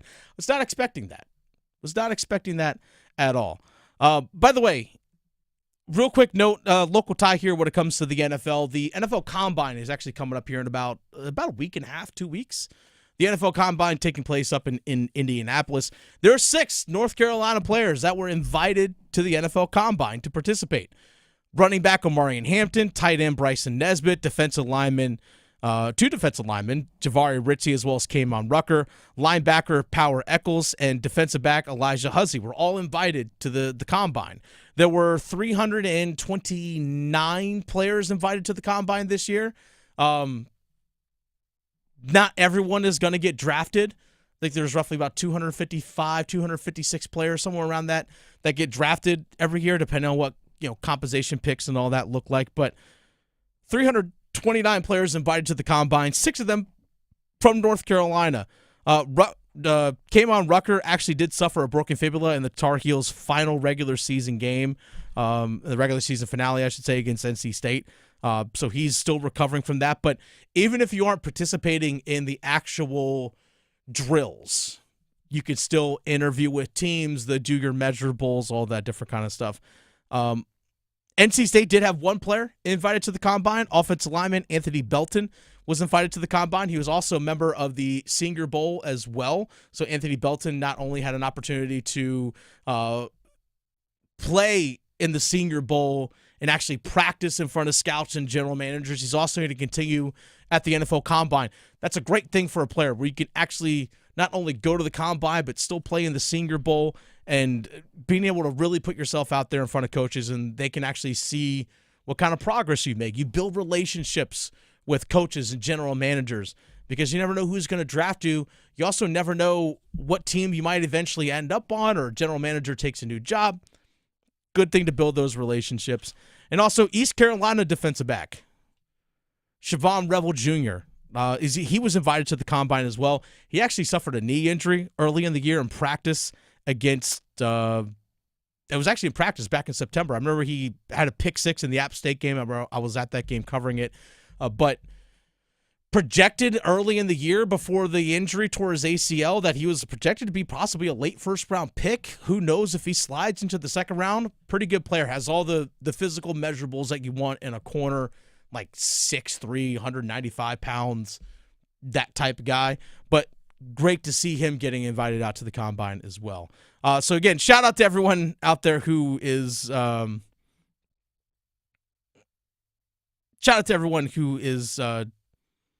enjoying their Valentine's Day, enjoying themselves. Shout out to Isaiah for giving the gift basket to Eric.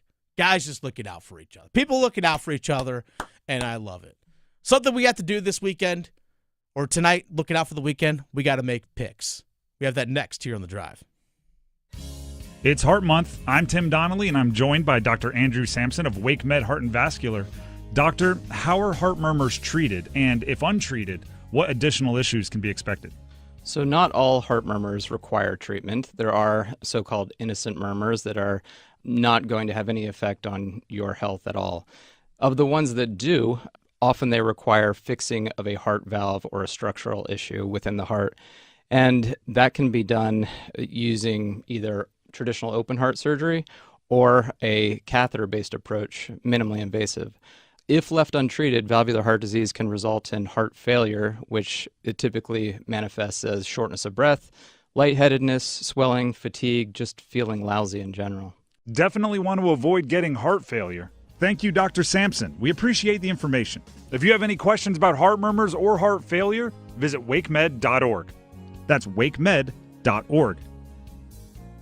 Listen for the Did He Just Do That? Johnson trying to step back for a 3. Bring it up. Left side. Boy, that was cold-blooded. The deep looks from downtown. Damask from the right block. Gives to Hawkins. Straight on. Triple. Good. They left him open, and he makes him pay. The Get That Out of Here's. Bonner to the basket. Rejected by Renew, who saw that one coming. Your exclusive home for the Final Four. 99.9 The Fan. The Triangle Sports Leader. Bonuses used to be everywhere. Boxes of cereal, a baker's dozen, airline upgrades, even without quadruple diamond platinum status. Life is better with the bonus. That's why the North Carolina Education Lottery is adding bonus chances to multiply your win on Multiply the Cash scratch-offs. More chances than ever to win over $140 million in total prizes. Because everything is better with a bonus. Must be 18 to play. Approximate overall odds of winning range from 1 in 3.31 to 4.86. Problem gambling helpline 877-718-5543. Breaking news coming in from Bet365, where every nail-biting overtime win, breakaway, pick 6, three-point shot, underdog win, buzzer beater, shootout, walk-off, and absolutely every play in between is amazing. From football to basketball and hockey to baseball, whatever the moment, it's never ordinary at Bet365. Gambling problem? Call 1-877-718-5543 or visit morethanagame.nc.gov. 21 plus only. Hi, welcome to Staples. Hi, I hear Staples can print it all for my business. Oh, if you can think it, Staples can print it and will beat any print quote. Oh, great. I'm thinking new brochures and yard signs? No problem. I'm thinking calendars, t-shirts, and pens. Totally. I'm thinking Staples is the place for printing. I thought you might think that. Right now at Staples, get up to $250 off your print purchase. Ends 4/5 exclusions apply. Visit staples.com/print for offer details. Price match guarantee valid in store and staples.com/print. Visit staples.com/price match for details. I'm at a smoothie bar asking people if they'd switch smoothies with me for $574. Oh, I'll switch. So what about $574 if you switch your home insurance to Allstate? That's a headache. Nope, it's painless. Oh, so it's easy money. Yep, check Allstate first and you could save hundreds on quality home insurance today. You're in good hands with Allstate. Not available in every state. Based on the national average annual savings for new home insurance customers surveyed in 2023 who switched to Allstate and reported savings. Savings vary. Organize easy. Organize tough. Customize your work truck or van with upfit solutions from Van Products. Steel and aluminum shelving, toolboxes, data files, cabinets, drawers, conduit carriers, ladder racks, everything safe and secure. Everything built as unbreakable as you by Adrian Steel. Backed by the best warranty in the business. 3 years, 36,000 miles. Everything custom installed by Van Products so you know it's done right. From a single work rig to a fleet, choose custom installed upfit solutions from Van Products. When you're hiring, have you ever felt like you're missing out on meeting truly great candidates for your roles? It seems impossible to find them, but they have to be out there somewhere, right? Well, they're not hard to find when you know where to go, and that place is ZipRecruiter. And right now, you can try ZipRecruiter for free at ZipRecruiter.com/free. ZipRecruiter helps 10 million people with their job search every day. And because these people are actively looking for jobs just like yours, it's easy to find the right person right away. In fact, 4 out of 5 employers who post on ZipRecruiter get a quality candidate within the first day. But if you're not using ZipRecruiter, you're missing out. So see what it's like when the impossible is easy. When you go to ZipRecruiter.com/free right now to try ZipRecruiter for free. Once again, that's ZipRecruiter.com/free. ZipRecruiter.com/free. Never miss out on great candidates with ZipRecruiter. Ola Joseph lobs it back up top, stolen by Cooper. A race to the other end, get ready for the show! A reverse pull-up! My goodness! And the lead grows to 26, and Cal wants a timeout.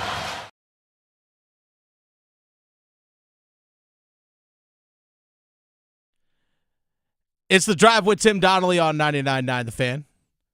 Hope everyone is getting geared up for their Valentine's Day. Maybe your Valentine's Day has already gotten started. By the way, a couple solutions out there real quick for guys. Maybe you're driving home. You're like, crap, I forgot. It happens. There's a lot going on in life. It happens. It happens. So a couple solutions. Hey, you know what? If you're going to the store, you're going to buy flowers, that's fine. Pick up the chocolate covered strawberries. If you don't have dinner reservations tonight, pick up the high-end steak, the high-end food. Like splurge a little bit here. Make something really nice tonight. Pick up the nice bottle of wine. Don't go the cheap stuff. Go with the nice bottle of wine. Really make the significant other feel special. Do all those things, but also carry it over into tomorrow. You're making breakfast, and you're going all in on it too. Not just, hey, here's some toast and some eggs. Not just that. Make the pancakes. Not from the box. Do it from scratch. Unless you're going to go get the real thick cut, nice bread if you're going to do the French toast. Really go all in on it. Get the nice stuff. Get the super thick cut bacon. The really good stuff. You're going to enjoy it too. If you're making the dinner and the breakfast tomorrow, hey, you're eating it too. Make it great. Go all in. Do the cast iron pan sear if you're making the steak. Throw the garlic cloves and the butter and the aromatics in there. Just helping you guys out. I'm hungry now. You're welcome.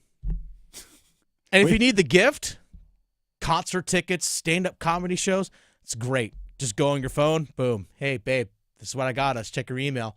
I forwarded it to you. Oh, you got us tickets to this concert? Yep. Happy Valentine's Day. Boom. There you go. That's how you make up for it. You have the whole weekend. Whole weekend. Celebrate it. Make each other feel special. Everyone likes feeling special. So treat yourselves. Treat each other. Make each other feel special. Have fun. Have fun. We're also going to have some fun making picks for games this weekend, Graham. What do we got? First things first. Okay. The Rock fight tomorrow at the Lenovo Center. Someone has to win. Gosh. As 10-14 Boston College meets 9-15 NC State. Oof. Again, we could not find a line on this. We know, according to ESPN trajectory, that NC's or analytics, State's favored to win. I want to say if there was a line on this, NC State's favored by 1.5, just because they're at home.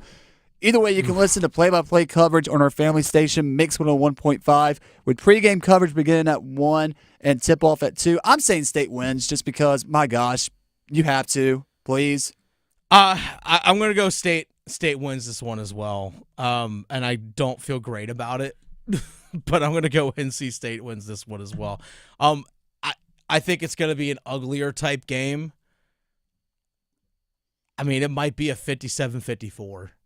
That's probably going to go with NC State 57-54. With Trey Parker redeeming himself and hitting a game winner for the crowd at Lenovo Center. If he does that, awesome. I think that guy has really come on strong in these last few games. Give that guy the shot. Or Breon Pass. Talk about a farewell tour. That guy's been with that program for 4 years. All right, what's next? One game that we do have a line on, and it's also happening right down the road in Durham.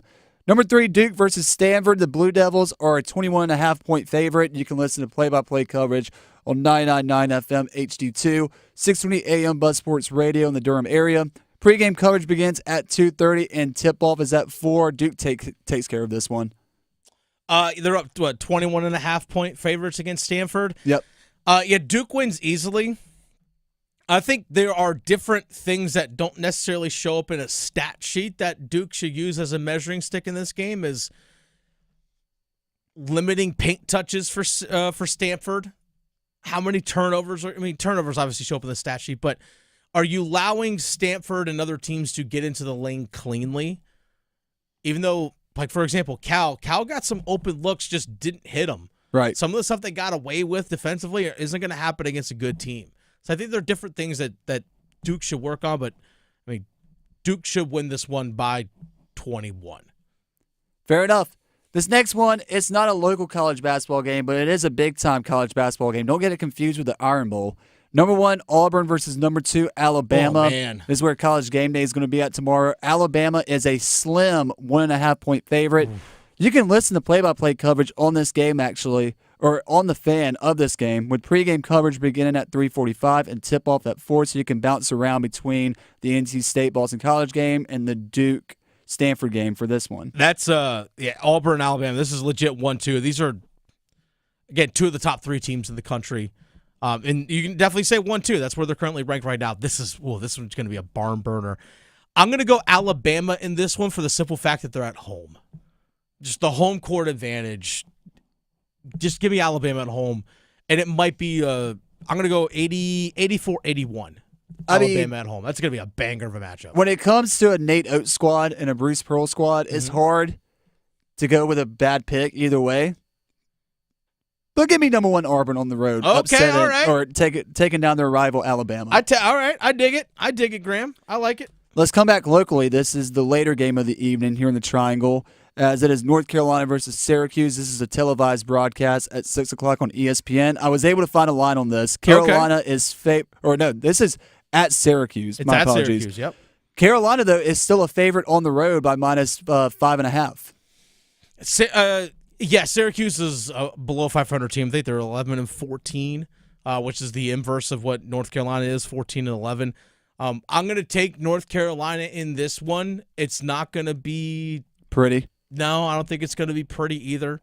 Lampkin, the big man for Syracuse, might pull down like 20 rebounds for Syracuse in this one. But give me North Carolina in this one. I'm going to go 67-59. But it won't be pretty, but they just, by hook or by crook, UNC, you have to win. Yeah. Have to win. That's why I'm taking the Tar Heels as well. In the 90 seconds that we have left, let's go Four Nations face-off. Yes. Finland versus Sweden tomorrow. The Finns are a 1.5 favorite at minus 164. All right, 1.5 goal favorite. Give me Sweden in this one, 4-2. I think Sweden really strode strong against Canada a couple nights ago, and they just had that extra day between games. Finland was kind of rattled with the physicality of the United States early. It's just Finland's defense just isn't there. Their defensive group is the weakest in the tournament. Give me Sweden in this one, 4-2, but it should be a fun game. And then finally, USA versus Canada, a true road test for USA, as you called it. However, we're favored by 1.5 goals at minus 280. Oh, on the money line, it's exact same on the money line, minus 110 for both these teams on the money line. It's straight up pick 'em in that regard. Give me the United States in this one 4-3. United States in this one 4-3. That's who I'm going to take in this. I think the U.S., their defense is just that good. Canada, their blue line is not as deep as the United States. I'm not saying they're bad players, but that's where the United States excels, is on the defensive end and in goaltending. Canadian goaltending, little sus. Overdrive coming up next, including solutions for NC State at home against Boston College. Next on The Fan. Evan, Canty, and Michelle are unsportsmanlike.